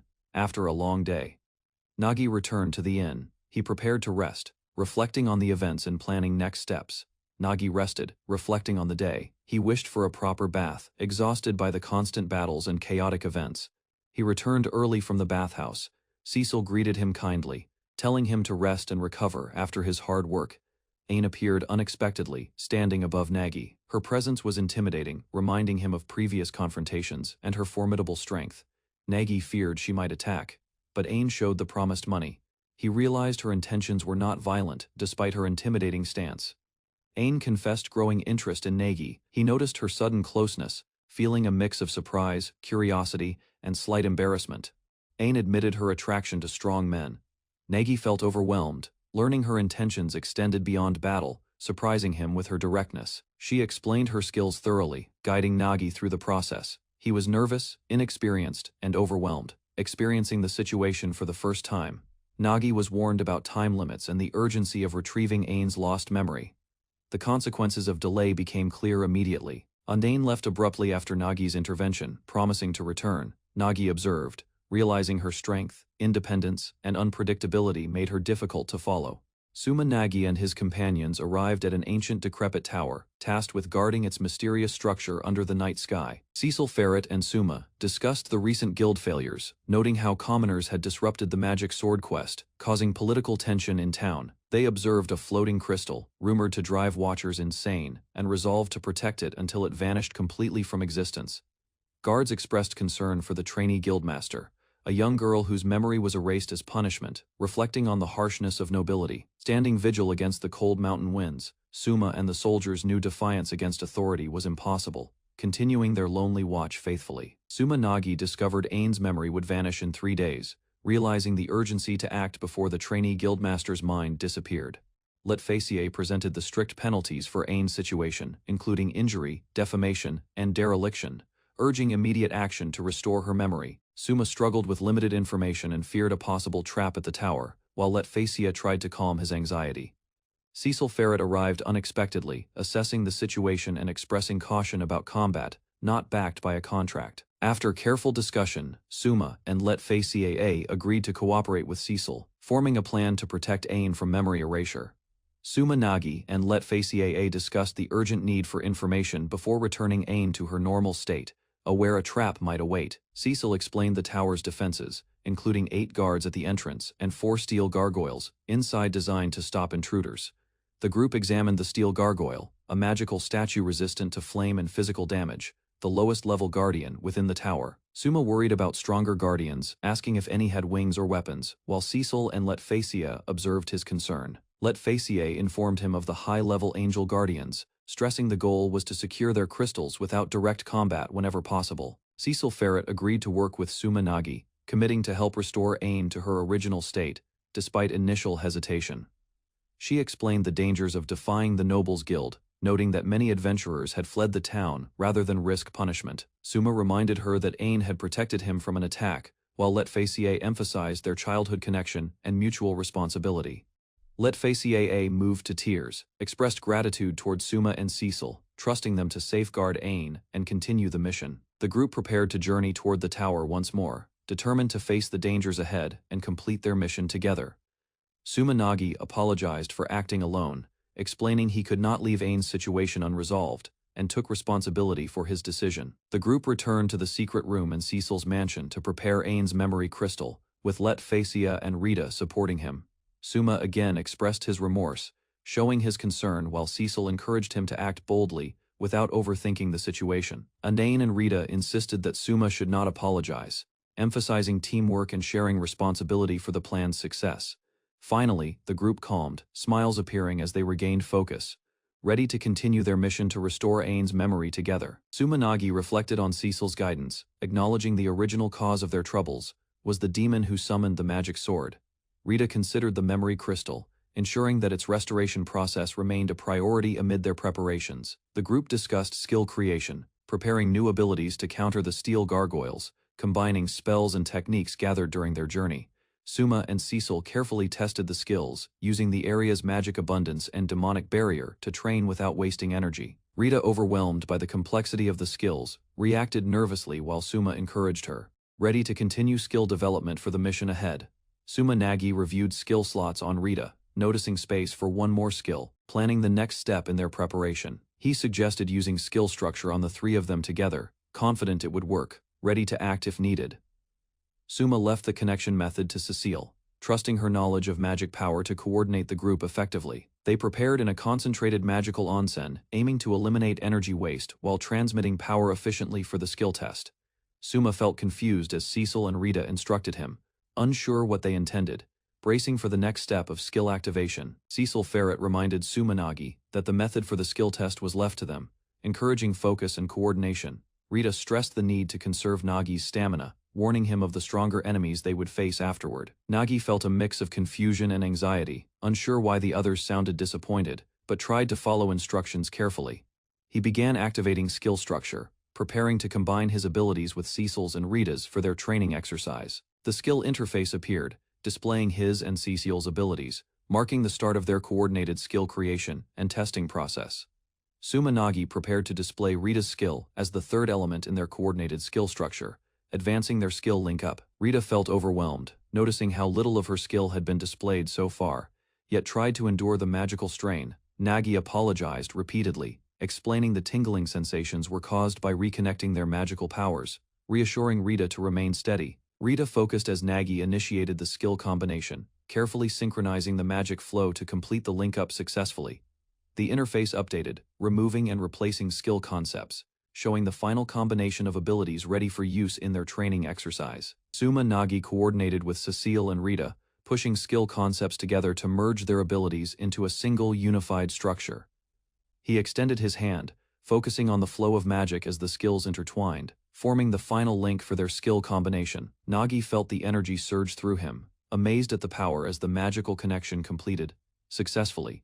The interface confirmed structure complete, showing all 3 skills rewritten and fully integrated for use by Nagi, Cecil, and Rita. Meanwhile, distant observers awaited the results, planning to see the effect once the group awoke, curious about the power of their combined skills. Cecil confirmed that the tower was under threat, reporting that invading forces were approaching and that the Count would worry. She reassured the Count that Letfacia Milifu and her party would respond, relying on their coordination and accuracy. The Count instructed harsh punishment for intruders, targeting Letfacia and Ain, emphasizing consequences regardless of noble status. He displayed the wand of purification, planning to capture both intruders and erase their memories to enforce compliance. The Count expressed sadistic pleasure, imagining them as his slaves, showing his cruel and manipulative nature. Cecile, observing him, silently dismissed his expectations, mocking his low character while considering how to counter the threat and the tower's defenses. Sumanagi wiped sweat from his brow after successfully completing the skill reconstruction yesterday, feeling both relieved and exhausted. He hurried to experiment in a secluded room, testing the newly structured skills, then rested until morning before meeting Letitia. Letitia noticed Nagi's broken sword, but he calmly explained it shattered during skill testing, trusting her to safeguard his belongings. Letitia offered her spare sword, while Nagi confidently assured her that his anti-gargoyle strategy would keep them safe from danger. Cecile urged the group to move quickly, as contracts and strategic caution guided Nagi's team toward the tower's next challenge. Sumanagi walked alongside Letitia and Cecile, observing the surroundings, contemplating the challenges that lay ahead on their journey. The group confirmed their map, checked equipment and skills, and continued toward the tower, arriving just before sunset. Nagi's companions moved cautiously, aware of hidden threats while listening to news about the Commoners Guild and recent events. They discussed potential consequences if the magic sword fell into the wrong hands, considering past incidents and guild responsibilities. Letitia reflected on her duties as guild master, determined to protect memories, while Nagi and the party prepared for their mission. Sumanagi walked alongside Letitia and Cecile, observing the surroundings, contemplating the challenges that lay ahead on their journey. The group confirmed their map, checked equipment and skills, and continued toward the tower, arriving just before sunset. Nagi's companions moved cautiously, aware of hidden threats while listening to news about the Commoners Guild and recent events. They discussed potential consequences if the magic sword fell into the wrong hands, considering past incidents and guild responsibilities. Letitia reflected on her duties as guildmaster, determined to protect memories, while Nagi and the party prepared for their mission. Nagi, Letitia, and Cecile kept watch, observing nearby activity. Determined to stay professional, despite distracting behavior from others, the party prepared for action as Nagi signaled the attack, initiating their plan against the approaching threat. Nagi assigned guarding duties, ensuring the party's safety while he and Letitia advanced to confront enemies and manage the battlefield. Letitia reminded Nagi of another contract, prompting him to pause and acknowledge the importance of fulfilling all responsibilities. Rita and Letitia led the front, while Cecile and Nagi covered the rear, executing the strategy as previously planned with precision. Nagi gripped his sword, recalling the tactics used when they defeated the Angel Guardian, preparing for another challenging fight. The party approached a mysterious doorway, with Letitia and the others examining the entrance while Nagi assessed the surroundings. Letitia was shocked to hear Nagi had defeated an Angel Guardian, realizing the gravity of his past accomplishments. She struggled to understand the situation, questioning the group's actions, while Nagi and companions maintained focus on their objective. The entrance was blocked, forcing Nagi to prioritize breaking through, with Rita supporting him and the team ready for action. A gargoyle appeared, roaring ferociously as Nagi and the team readied themselves for battle in the tower. Rita began singing, activating her unequaled singing skill, which heightened the party's reaction speed and coordination. Her voice radiated power, filling the area and strengthening the group, making their movements faster and more precise. Letitia and Nagi noticed the effect, realizing the singing amplified their abilities, preparing them to confront the gargoyle efficiently. With the combined boost, the team moved at incredible speed, gaining an advantage as the gargoyle's movements slowed relative to their enhanced reflexes. Rita leapt into action, her enhanced speed allowing her to strike decisively at the gargoyle, while Nagi and Cecile coordinated. Letitia fired magical arrows, using Arrow of Inertia to control the gargoyle's movements and prevent it from counterattacking effectively. The gargoyle reacted slowly as Letitia's attack struck with precision, the party taking advantage of their boosted reflexes.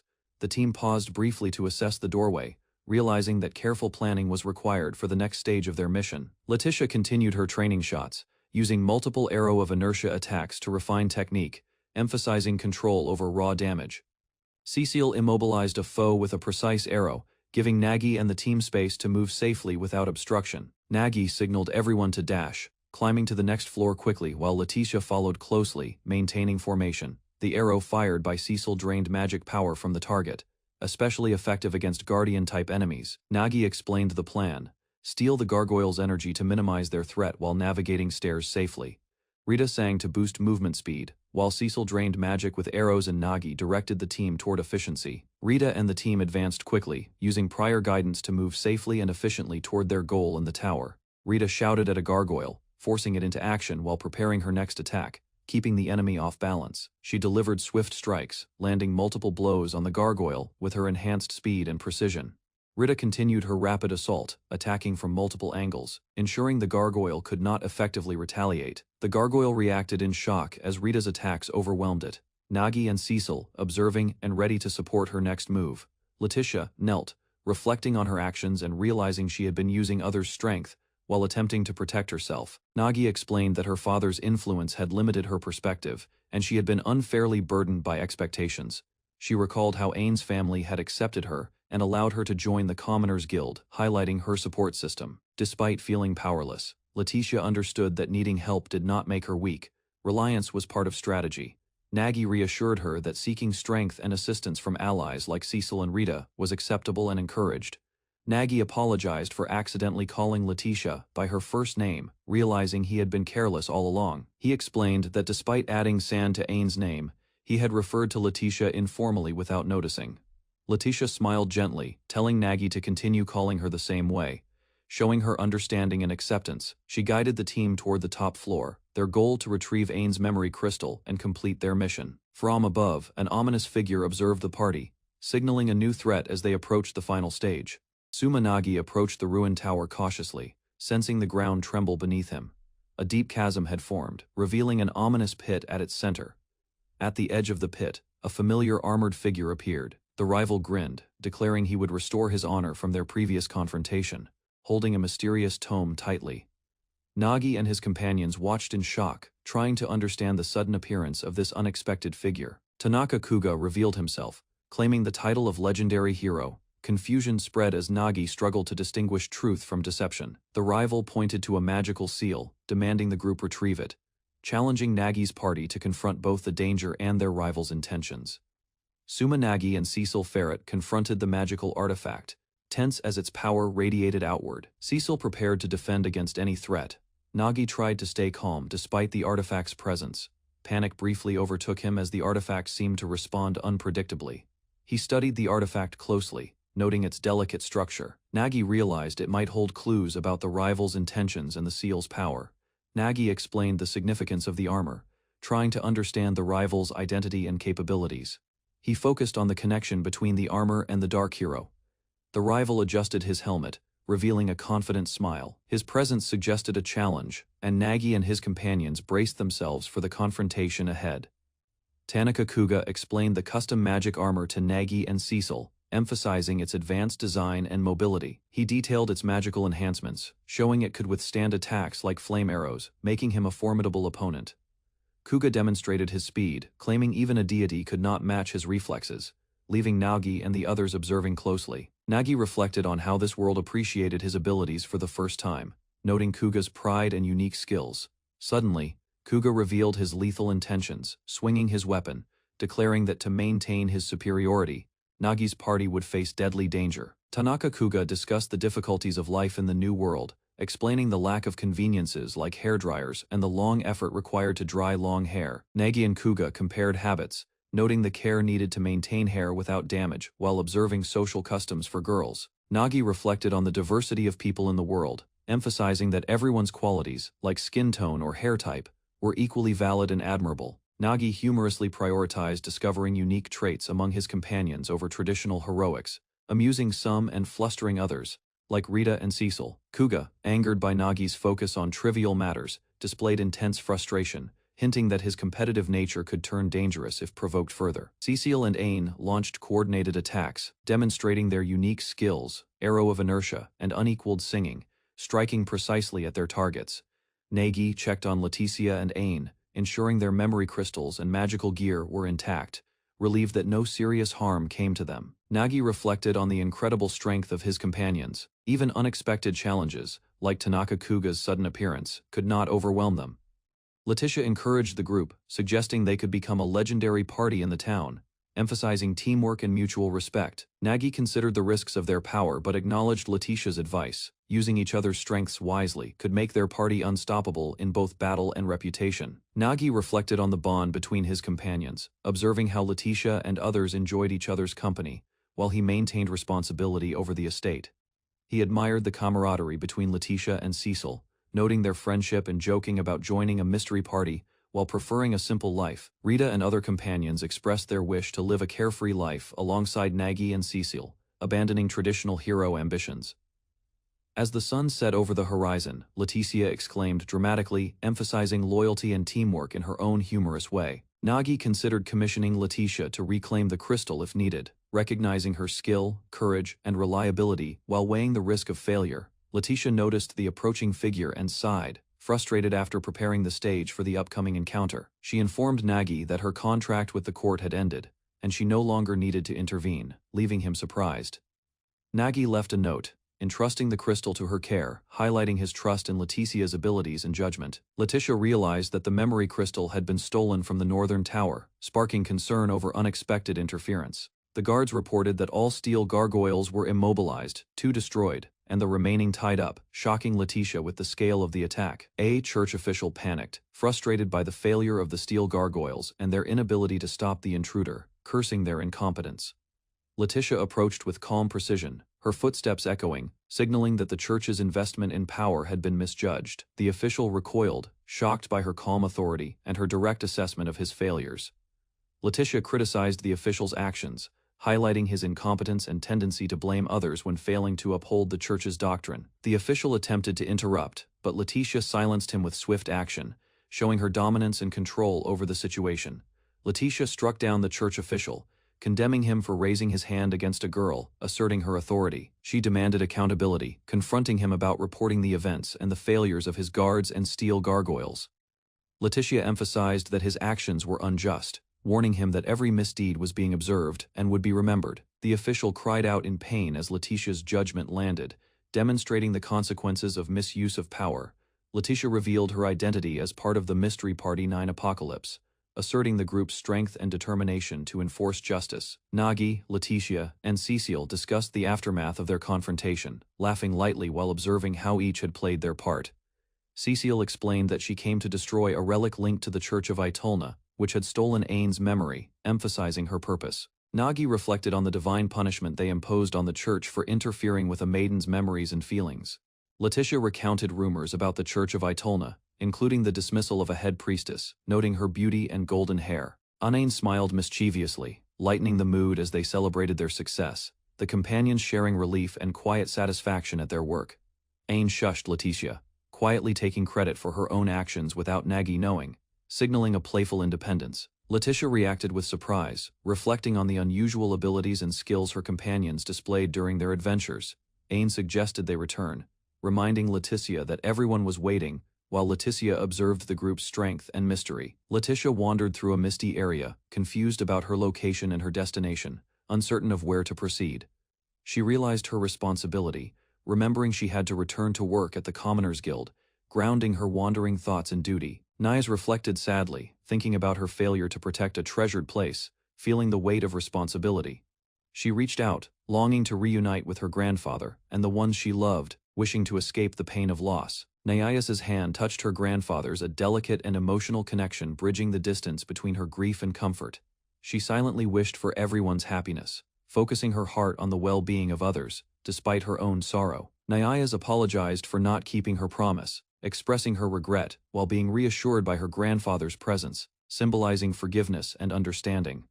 Nagi reassured Nyas that she had kept her promise, encouraging her to live for herself and follow her own path. He guided her toward the people who valued her, letting her know she was supported and appreciated by her companions. Nagi emphasized her hero's guidance, showing that warmth and care could lead her to her rightful place, surrounded by trust, friendship, and hope. Cecil and Rita carried heavy bags of supplies through the quiet village. The sun cast soft shadows on the streets as they walked, their pace steady. Despite the weight, they felt accomplished, knowing their effort would help those waiting at home. They moved carefully, aware of the late hour. Cecil smiled faintly, thinking about the extra items they had picked up. Rita matched her step, ready to finish their journey quickly. Arriving at the group's hideout, they were greeted with curious glances. Nagi watched them, noting the load they carried. Inside, chaos erupted unexpectedly. Nagi, Rita, and Cecil rushed toward a shocking scene, realizing their friends were in immediate danger. Cecil confronted Nagi and the others about the unexpected chaos. The group apologized, explaining they had been staying at Letitia's shop after restoring Ain's memory. Letitia reassured them that no one blamed Nagi, though he still felt ashamed. Cecil listened carefully, noting that misunderstandings had been avoided. Ain reflected on the events, realizing how everyone had helped her recover her memory. She felt gratitude toward Nagi, Cecil, and Letitia for their cooperation. Nagi recounted the awkward moments, explaining how he had been tied up and taken to the bath. Cecil and Letitia listened, surprised but understanding. The group shared a mixture of embarrassment and amusement. Nagi's bashfulness stood out, while Cecil observed quietly, and Letitia noted the surprising reactions of everyone present. Nagi reached out, trying to understand the tension between Letitia and Cecile. The two women exchanged glances, uneasy but thoughtful. Nagi realized Letitia's intentions were unclear. Cecile and Ain watched silently, unsure what plan she had for the group. Letitia began organizing tasks, assigning Ain to peel vegetables and Cecile to wash dishes. Nagi quietly assisted where needed. Everyone noticed Ain's cheerful demeanor. Her recovery was evident, and the group quietly appreciated the calm and cooperative atmosphere around them. Ain expressed gratitude to Nagi and the others. Her smile confirmed her memory had returned, and her trust had been restored. Ain asked about the group's next plans. Nagi explained they would move to Ilfaga for work, searching for stability and comfort. Cecil and Ain discussed practical matters. Nagi noted his concern for the girls' comfort, wanting them to stay refreshed and clean. Nagi realized the conversation was more serious than he expected. Letitia quietly observed, letting the discussion unfold naturally. Ain and the others stressed the importance of a proper home. Nagi considered how vital comfort was for everyone. Letitia, overwhelmed with a mix of embarrassment and laughter, reacted to Nagi's guidance, feeling both the pressure and responsibility of the moment. Cecil and Ain discussed Ain's uncertain future.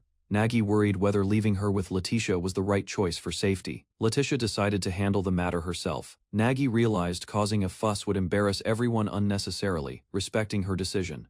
Ain, curious and cautious, followed Letitia. Nagi and Cecil watched silently, unsure what would happen next at the item shop. The item shop owner arrived to thank Ain. Letitia explained how Ain's cooperation had improved the shop's efficiency and reputation. Letitia continued, detailing how she arranged the shop's operations. Nagi listened, impressed by her organizational skills and sense of responsibility. Ain beamed with pride after receiving thanks. Nagi noticed Letitia's pleased expression, realizing the recognition had a profound effect on everyone. Ain described how well she had been sleeping, and how her focus made tasks at the guild go smoothly. Nagi asked about Ain's daily guild schedule. She responded with enthusiasm, unaware that her routine was much more intense than expected. Ain revealed her detailed schedule. Nagi stared in shock, realizing just how many responsibilities she managed every day at the guild. Nagi panicked at the overlapping tasks. Ain remained cheerful, confident she could manage, while Nagi worried about her overwork and exhaustion. Nagi learned about the guild's struggles. Despite Ain's talent, the Nobles Guild and Marquee houses complicated operations, limiting resources and manpower. Nagi worried about Ain's health, working without sleep, and saving money created exhaustion, while Letitia observed silently, unsure how to intervene. Letitia explained her support. Ain insisted on continuing at the Commoners Guild, and Letitia wanted to make her dream possible. Cecile suggested more drastic action to protect Ain. Nagi's concern grew as he considered whether intervention was necessary. Nagi reflected on systemic problems. He realized Ain's dedication prevented disaster, highlighting her importance in both the Commoners Guild and adventurer safety. Nagi's kindness touched both Ain and the children. Letitia watched, slightly embarrassed, as the group appreciated Nagi's thoughtful gestures and guidance. The evening settled peacefully over the small house. Nagi reflected on the day, noting Ain's contributions and everyone's teamwork. Ain received personal thanks from Nagi and Letitia. Cecil and Rita quietly observed, impressed by her careful advice and support. Ain became a mentor figure, guiding Cecil and Rita in practical matters. Her advice helped them understand subtle challenges around Nagi. Ain reminded Nagi he could always ask for guidance. Even without the guild, her support and presence reassured everyone in the house. Letitia reflected on the guild's closure. She felt conflicted, simultaneously relieved and nostalgic, remembering her responsibilities and connection to past events. She recalled protecting the guild after her little brother's death, focusing on inheritance and management. carrying the weight of past memories. Nagi comforted her, acknowledging her limits and the pressure she endured. Letitia realized she had finally been released from overwhelming duty. Ain stood quietly, her eyes searching for guidance as Nagi observed her with a calm expression. He reassured her that she no longer needed to force herself beyond her limits. Ain hesitated, feeling uncertain about stepping outside her usual role. Nagi remained silent, allowing her to find her own resolve while subtly encouraging her. She moved closer, lowering herself to Nagi's level. His steady presence gave her courage as she prepared to face the challenge before them. Nagi held Ain's hands, acknowledging her efforts and the promise she had kept. A moment of mutual trust strengthened their bond. He reminded her that the guild would continue without worry and encouraged her to live for herself. Their hands remained joined, a silent pledge of support and understanding.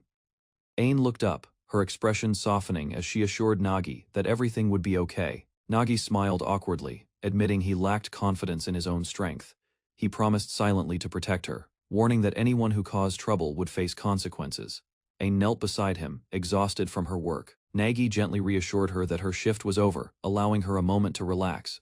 She leaned into Nagi, overwhelmed with emotion, recognizing how much the Commoners Guild had changed under his guidance. Tears streamed down her face as she confessed she couldn't have handled everything alone. Nagi held her tightly, offering support and understanding. Nagi held Ain close, reassuring her that even if the Commoners Guild ended, she could seek her own path. He reminded her that Letitia would support her. Ain nodded, understanding his guidance.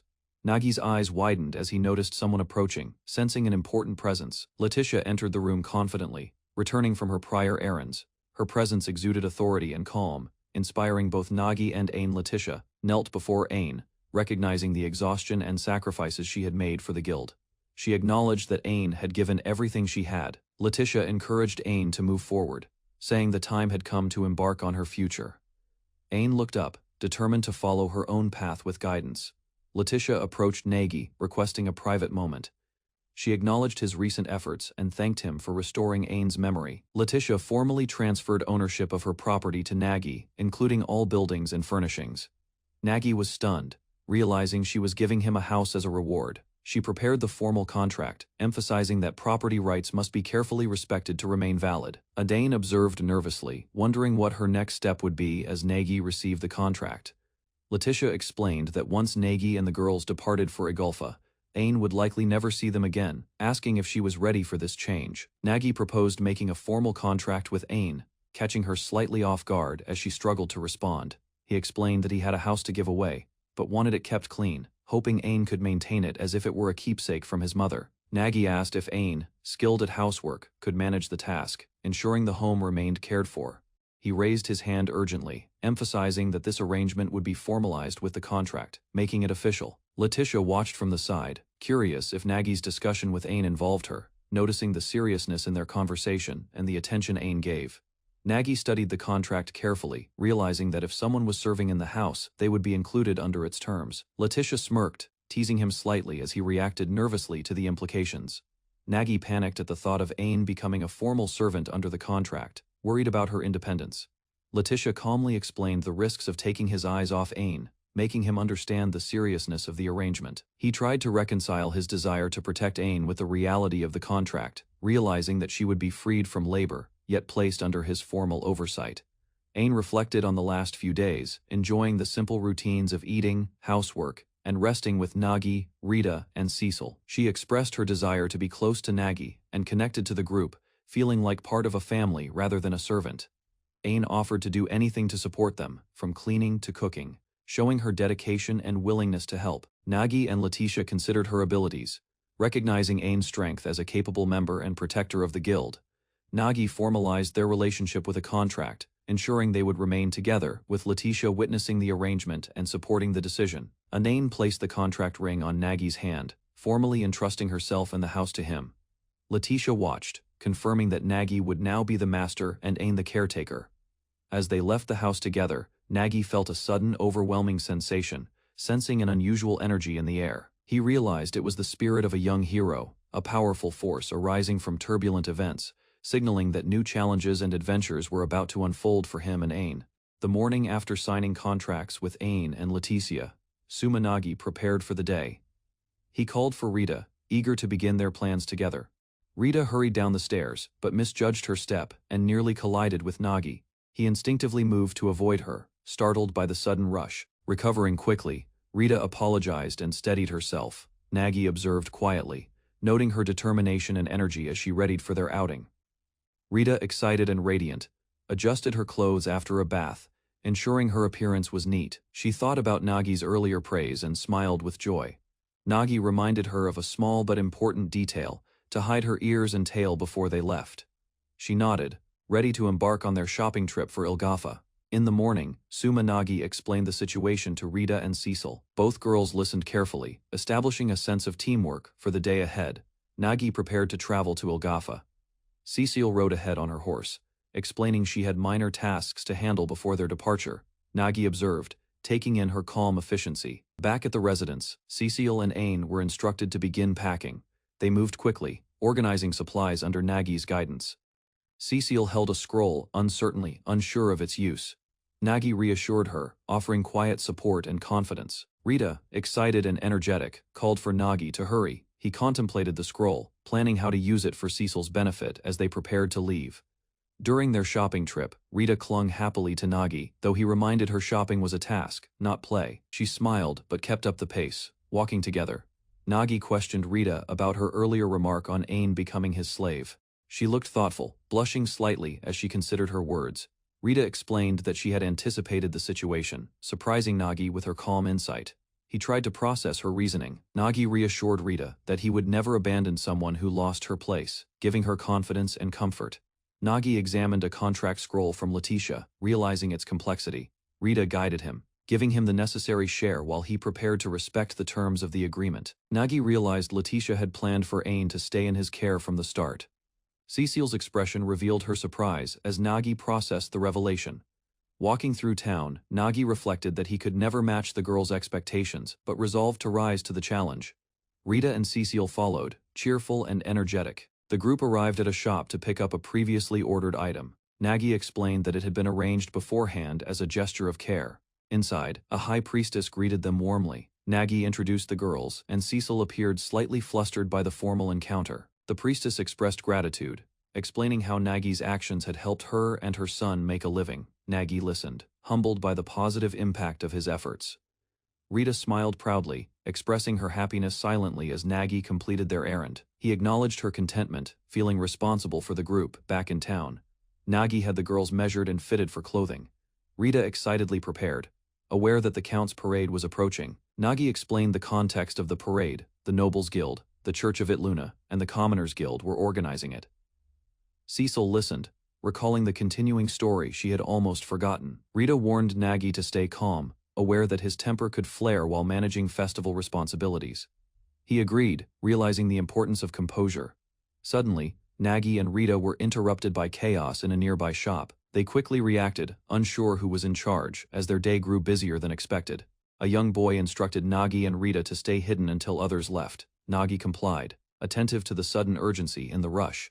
Nagi tripped over Rita, causing both to stumble. They scrambled to recover, hearts racing from the unexpected chaos. They hit the ground, startled, and Nagi apologized to Rita, embarrassed by the accident. She accepted though, slightly surprised by the intensity. Nagi carefully held Rita, explaining that outings without preparation could be dangerous. She listened, appreciating his concern despite the minor chaos. Rita, flustered yet determined, remained calm. She acknowledged Nagi's guidance, recognizing his care, and thinking him a cute creature, in her mind, even in stressful moments. Nagi noticed Rita on the floor and rushed to check on her, alarmed by her sudden fall. His concern was immediate and genuine. He observed her closely, noticing the subtle pressure and movements she made. Nagi realized her actions were not like those of ordinary people, increasing his attentiveness. Rita seemed confused and vulnerable, unsure of what had just happened. Nagi silently watched, ready to protect her. A man in a hood expressed frustration over failing the Count's command during the magic sword quest. Nagi considered the implications carefully. Despite the tense surroundings, Nagi remained alert and protective of Rita, ensuring her safety as the man's irrational blame filled the room with tension. The young boy signaled that the area was clear, prompting Nagi and Rita to move cautiously. They observed their surroundings, ensuring no one remained. Nagi, still entangled with Rita, struggled to regain balance. Both were flustered, the sudden urgency heightening their awareness. They hit the floor, and Nagi quickly apologized. Rita reassured him, though still surprised by the intensity of their mishap. Back in town, the girls and Nagi were welcomed home. Dinner was ready, marking a brief reprieve from their day's events. Nagi declared they would retrieve the magic sword. The girls reacted with surprise, but followed his lead, ready for the next challenge. He explained his plan to prepare a surprise for the Nobles Guild and Count, intending to turn the parade into a personal strategy while keeping everyone informed. Suma Nagi and his companions arrived at a dark dungeon entrance hidden in the mountains, ready to confront the challenges ahead. After learning the Count had seized the magic sword, Nagi organized his group, including Cecile, Rita, and Ain, to reclaim it. Combining support from the guilds and the church, the team prepared carefully, equipping themselves and checking weapons, ensuring every detail was ready for the infiltration into the dungeon. Cecile stayed alert, holding a protective stance while the others tightened their armor and readied their skills. They advanced cautiously, scanning for traps and ambushes, aware that the path to the magic sword demanded strategy and precision. Suma Nagi considered turning back, but his determination to reclaim the magic sword pushed him forward. Anain and the others checked their weapons and armor, preparing carefully for the upcoming dungeon infiltration. Nagi reviewed his strategy, imagining how the Count and his followers would react if the adventurers reached the dungeon's bottom floor without producing the sword. Anain questioned Nagi's plan, realizing he intended to use the magic sword summon scroll discovered during their prior quest. Nagi revealed the scroll, explaining it was obtained during the giant bat extermination, giving the group a new path to reclaim the powerful sword. Cecil explained that the magic sword did not need to be retrieved from the dungeon's bottom floor. It could be summoned to a higher level instead. She detailed the conditions for using the magic sword summon scroll, emphasizing the need for proximity, abundant magical power, and sufficient capacity in the scroll's reader. Nagi considered the strategy, noting that only Demonkind survivor Cecil could reliably help, and that the scroll's enormous power limited who could activate it safely. Rita and Ain questioned the authenticity of the scroll, surprised that something valuable remained at the mansion despite previous quests reporting nothing. Cecil confirmed the scroll's uniqueness, explaining that only someone with her specialized magical insight could recognize it, solidifying the group's plan to summon the magic sword. Cecil confirmed that the spell written in the scroll was genuine, validating its authenticity for the group's plan. Nagi considered how to conquer the dungeon, noting that the scroll had been written by a demon, allowing Cecil to read it safely without revealing its true purpose. Ain explained that magic power flowed from several springs on the dungeon's third floor, indicating where the summoning would be most effective. Rita used prior magical detection results to pinpoint a spring nearly above the magic sword's location, providing a strategic advantage. Nagi determined that the spring closest to the sword's coordinates was the one they should focus on, ensuring precision for the summoning of the magic sword. Nagi impressed his companions by recalling details from the Commoners Guild references, demonstrating his sharp memory. Ain noted that whether they were summoning the magic sword or conquering the dungeon, the third floor was critical, allowing them to act before the Count and his forces. Nagi expressed that while he wanted to see the Count frustrated, the group's primary focus was ensuring everyone reached the next town safely. He admitted that ignoring dangers would only cause stress, so they would retreat if the situation became unmanageable. Letitia joined the group unexpectedly, prompting a brief surprise, and the team prepared to continue their journey together. Moving forward with caution, the team prepared to move, though Nagi and the others noticed Letitia's insistence on joining their mission. Anain expressed that, as a noble, Letitia naturally felt obligated to help, though it surprised the rest of the group. Letitia reminded everyone that acting honorably also meant being honest with their intentions and feelings. She emphasized that her support came from friendship and comradeship, wanting to assist those who fought beside her. With a firm handshake, Nagi and Letitia confirmed their resolve, moving forward together as a united group toward their goal. Letitia insisted on joining, noting that she wanted to ensure Ain was performing her duties properly. Nagi reassured her, while the group expressed both surprise and relief at her participation. He outlined the formation for progressing through the dungeon, placing Ain in the vanguard, Rita and Letitia in support, and Cecile with him at the rear. The group confirmed their roles, emphasizing Ain's defensive strength at the front to lead the team safely. Nagi planned to navigate the first and second floors quickly, conserving energy for the more challenging third floor, and the magic sword summoning ahead. Nagi encouraged Ain to move forward, assuring her that the group would support her against any enemies that slipped past. Adain prepared to fight, facing a group of giant toads, each with large size and powerful jumping attacks. She charged, broom in hand, ready to control the battlefield and keep enemies at bay. Adane's skill sent the monsters flying with a single sweep, demonstrating her strength and precision. Letitia and the others watched in surprise and awe, impressed by Aine's efficiency and control as the group advanced further into the dungeon. Letitia and Aine expressed their determination to complete the task fully, motivated by the chance Nagi gave them to resolve lingering doubts. They each dedicated their efforts to Nagi, calling out support for him as their leader and inspiration. Nagi admitted that their intentions were unnecessary but appreciated their commitment, recognizing their loyalty to the team and each other. The group reflected on Nagi's role in helping Aine recover her memory and the dangers they had faced, deepening their trust in him. Letitia joyfully used her monster sweep ability, impressing Nagi as she cleared enemies efficiently, showing her skill and enthusiasm in action. Letitia and Aine observed Nagi's strategic thinking, amazed by the unusual ways he managed the team in battle. Nagi explained that he installed the monster sweep skill in Aine, allowing her to control low-level monsters efficiently with her broom. He noted that this skill was designed to drive enemies away, rather than directly attack, speeding up their dungeon advance. Aine and Letitia reacted with surprise, recognizing that Nagi had created a skill specifically for this scenario. Executing the monster sweep, Aine sent enemies flying with precision, demonstrating the skill's 30–50% success rate while advancing the group safely through the dungeon. Nagi confirmed to Aine that her monster sweep efforts were sufficient, signaling the group to continue advancing. Aine focused, gracefully wielding her broom as the skill swept away nearby low-level monsters with precision. The monsters scrambled and fled, clearing the path and demonstrating the effectiveness of the skill.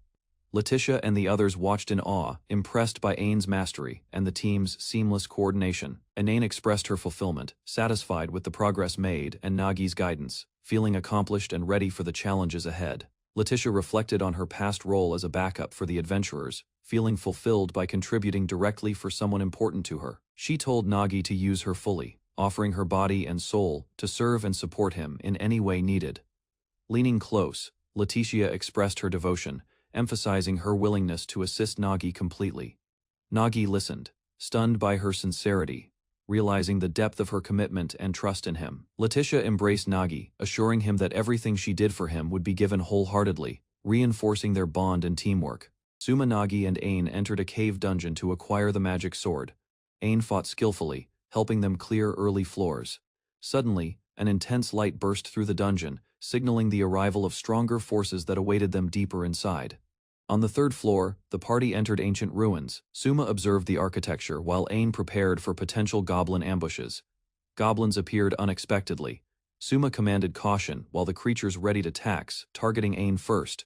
With a sharp blade, the party faced the goblins together. Aine, Rita, and other companions coordinated to fight efficiently, preparing for the battles still ahead. Rita struck the goblins with precise blows, knocking several down. The party pressed forward, avoiding unnecessary risks. Aine faced a goblin directly. Letitia supported her from behind while Suma observed that their usual magic had little effect. Suma instructed Cecil to prepare for the next wave. The goblins regrouped, readying a swarm attack after seeing their comrades fall. Aine and Suma combined their magic, forming a joint spell. Their coordination amplified power, enhancing Aine's attack and protecting allies. Cecil activated her skill restructuring. The party's abilities surged, giving them a tactical advantage and confidence against the approaching monsters. Suma prepared to combine his magic with Cecil's, joining their powers to amplify the upcoming attack against the goblins. Cecil's magic, optimized for clearing goblin hordes, was supported by Suma. The party positioned strategically while monsters advanced. Suma instructed Rita and Letitia to hold the vanguard. He carried Cecil, serving as her mana supply to conserve energy. Cecil focused on channeling the combined magic. Suma ensured synchronization, confirming she was ready for the joint spell. The party prepared to unleash joint magic. Suma coordinated the attack, while allies concentrated on defense and additional support. Suma and his party charged forward. He carried Cecil, while Aine, Rita, and Letitia followed, prepared for the incoming goblin attack. Aine engaged the first goblin, moving swiftly to intercept the swinging club, preventing harm to the group. Cecil assessed the advancing enemies. She reacted immediately, countering threats with precise movements while keeping focus on Suma. Suma instructed Rita and Letitia to stay back. He planned to unleash joint magic once the party reached the main hall. Cecil and Suma activated joint magic. The rainbow barrier and flame arrow spell spread, attacking goblins en masse while the team advanced safely. The party ran through the hall, dodging goblins. Suma carried Cecil while Aine, Rita, and Letitia supported the rear. Cecile launched precise flame arrows at approaching goblins. The group advanced carefully, clearing small rooms along the sides. Suma noticed the mana drain from channeling joint magic. He urged the team to dive into the next chamber to restore strength. Cecile fired the last flame arrow at a group of goblins. Suma coordinated her timing to maximize the attack. The party reached the reinforced door. They paused briefly to prepare for the next section of the dungeon, readying defensive magic. Suma leaned back, exhausted from channeling joint magic. He thanked his companions for their efforts in clearing the dungeon hall. Cecile recovered from casting spells. She expressed gratitude for Suma's support, while assuring him she was fine. Rita confirmed she was unharmed, jokingly praising Suma and Cecile.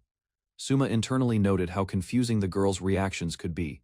The party prepared to continue. Suma encouraged everyone to head to the magic sword while resolving their minor quarrels. Ain and Letitia stayed behind to watch the entrance, ensuring the path remained secure.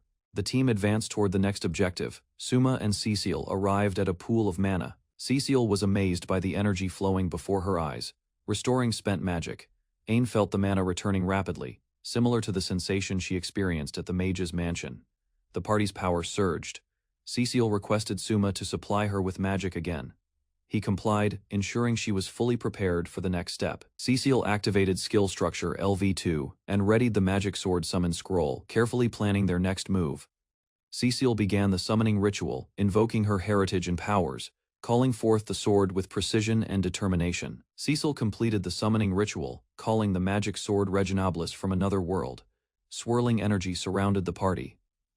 The sword appeared, suspended in mid-air. Suma and Cecile marveled at its power and presence, cautious of its danger. Suma prepared to store the sword. Cecile cast Arrow of Inertia to ensure it could be safely handled and transported. To everyone's surprise, the sword appeared directly in Suma's hands.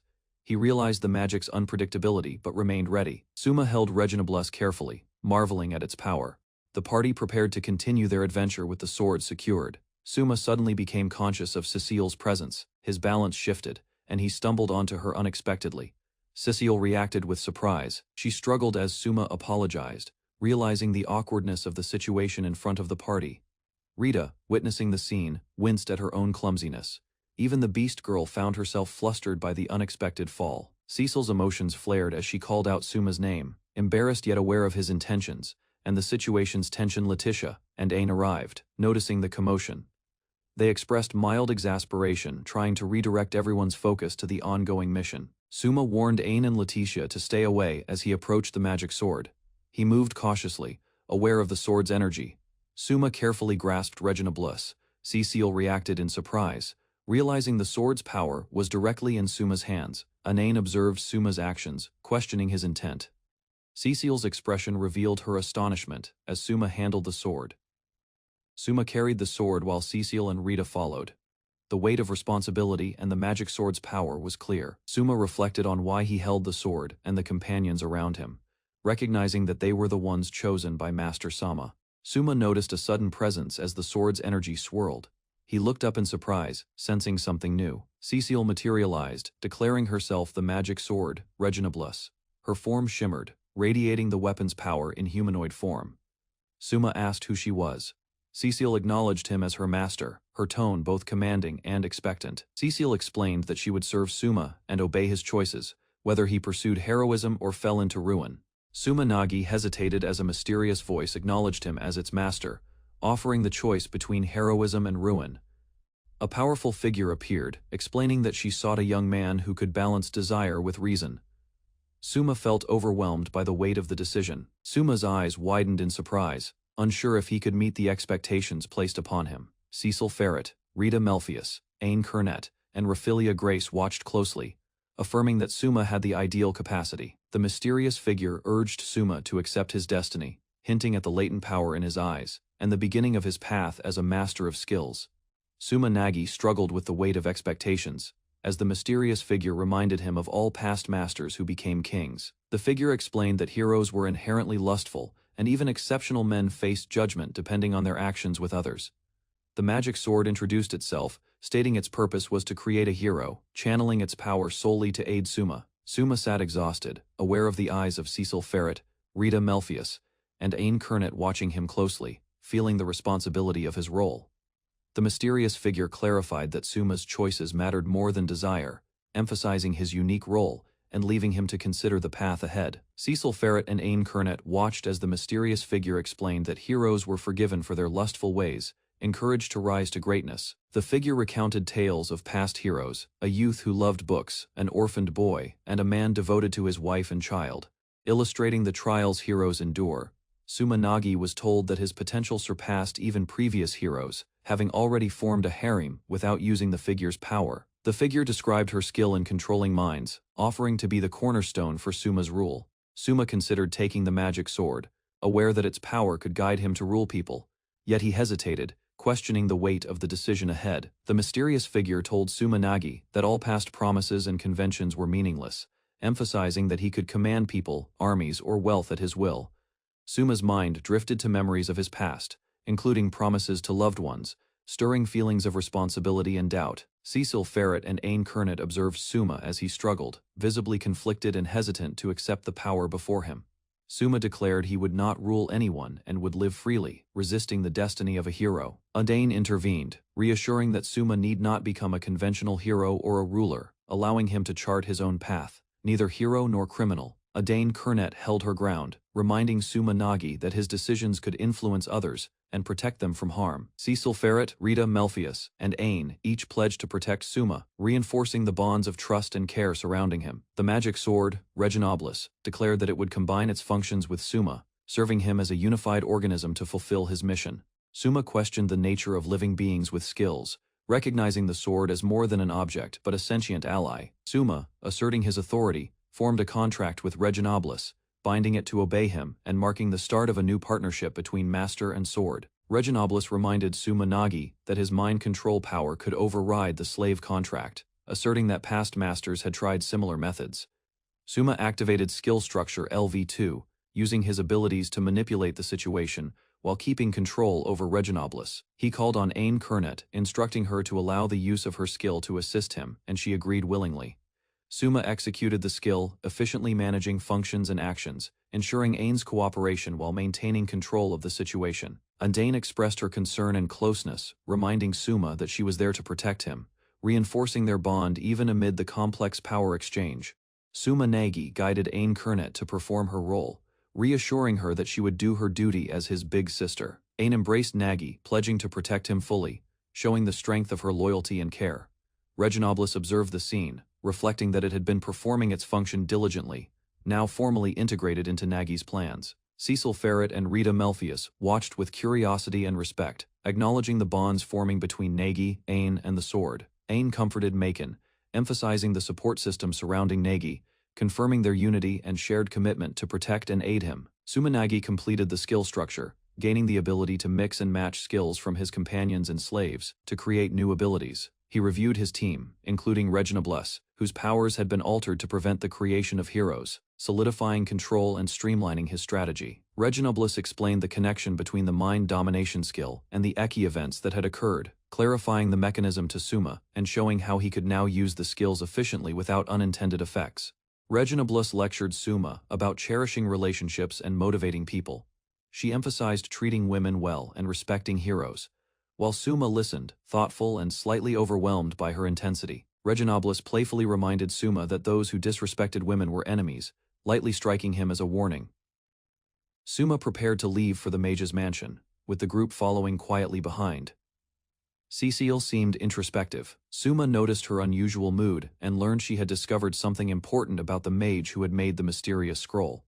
Suma reflected on Cecile's intentions and the mage's kindness. Holding a sword, he understood that her acceptance might justify their journey. The group arrived at the mage's mansion, standing together in anticipation as they entered the grand hall, ready for the next stage of their adventure. Suma and his group decided to leave for the next town. Rita prepared the horses, ensuring they were ready for travel. Rita detected other people nearby. She alerted Suma, sensing potential danger ahead as the group cautiously advanced through the forest path. Suma, Rita, and the companions moved carefully through dense trees.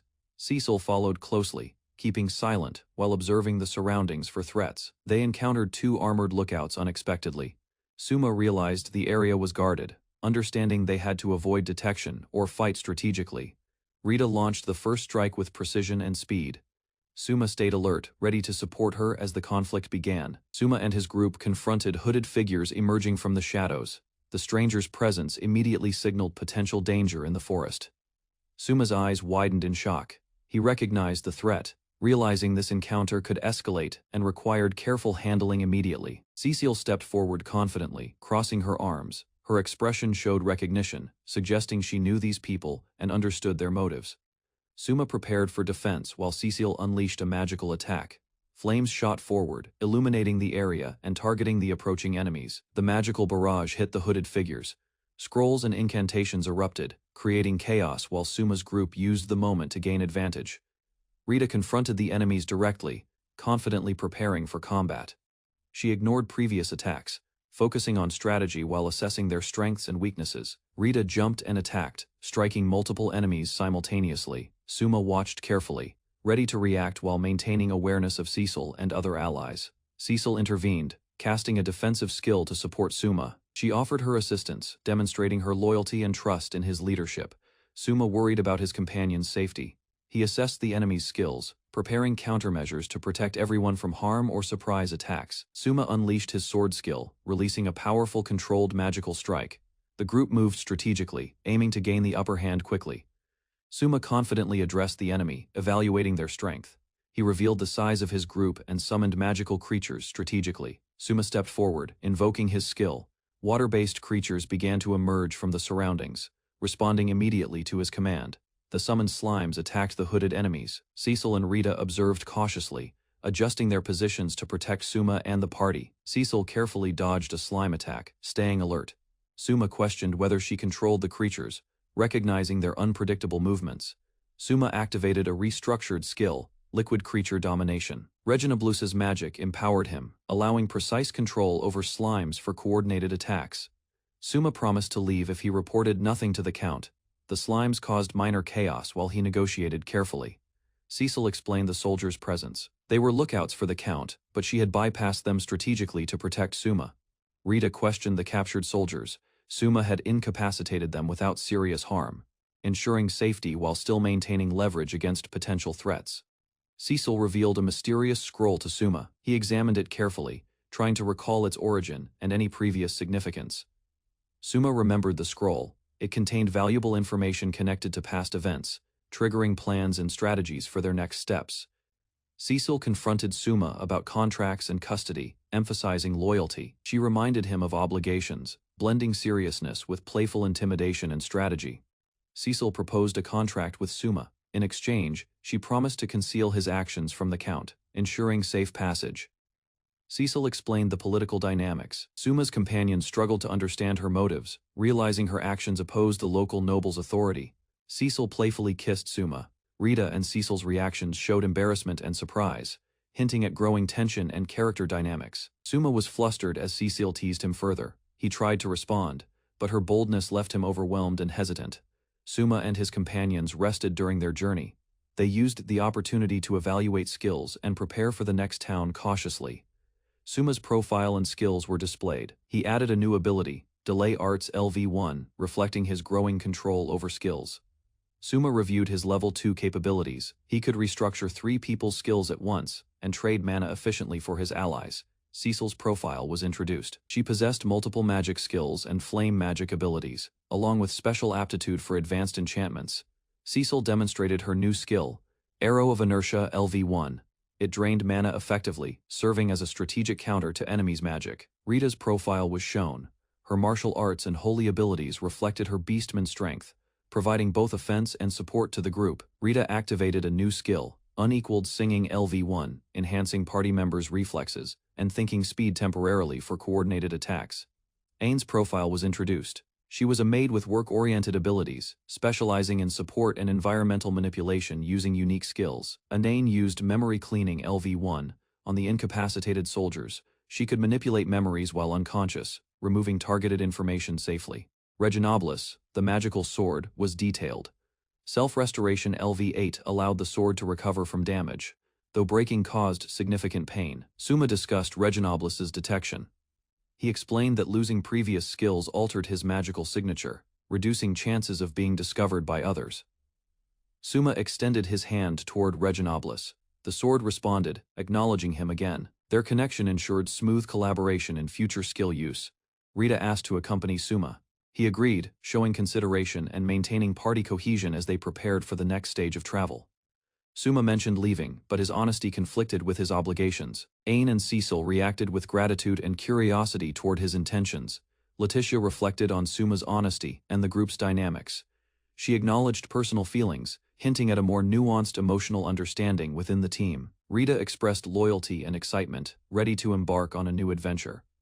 Cecil offered Suma soup, highlighting domestic camaraderie. Suma reflected on his luck. Meeting these companions made his arrival in the new world meaningful and gave him purpose. Suma explained their journey toward Alagfa's harbor town. He advised on dangerous locations and cautioned the party on potential threats. Cecil commented on Suma's contract with a magical sword. Others questioned his choices, highlighting contrasts between perception and practical action. The group set off with renewed determination. Suma's companions included new allies, and their journey continued with camaraderie and purpose. Nagi faces a sudden ambush, and Rita intervenes, protecting him from a dangerous attack. Exhausted, he acknowledges her help while the others watch from a distance. After the battle, Nagi discovers a skill crystal. With guidance from Reggie, he learns how to purify it and claim the new skill, preparing for future challenges. Rita and Nagi discuss the outcomes of recent events. The magic sword Reggie shifts into a simple katana, and Nagi contemplates the potential of his companion's new abilities. As night falls, Nagi, Rita, and Reggie walk along a quiet road, reflecting on the day. They discuss the future and the responsibilities that come with their powers.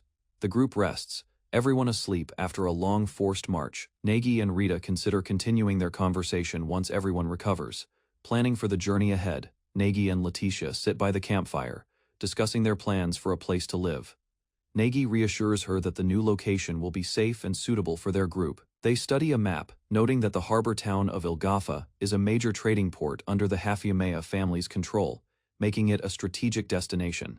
Nagi learns that Ilgafa is unique because it is protected by the sea dragon Kirkattle, adding importance to their journey. Letitia sketches the sea dragon, explaining its role in the town's prosperity, while Nagi humorously critiques her drawing skills.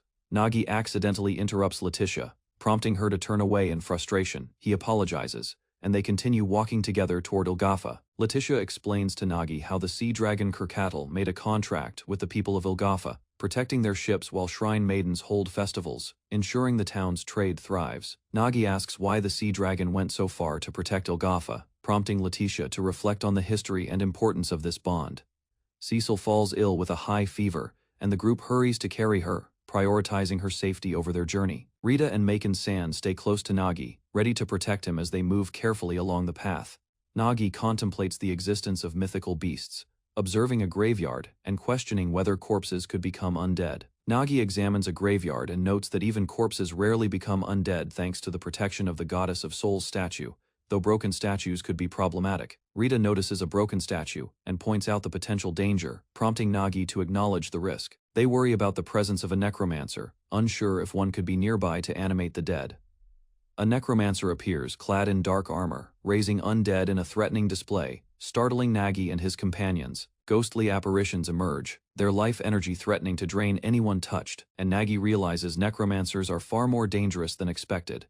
The necromancer raises skeletons and ghosts, forcing them to labor and creating chaos. Nagi and the group watch in alarm as the undead begin to overwhelm the area. Iris collapses, exhausted or injured, and Nagi realizes the severity of the threat, needing to act quickly to protect her. The necromancer threatens to erase all witnesses and remove obstacles, increasing the danger to Nagi and his companions.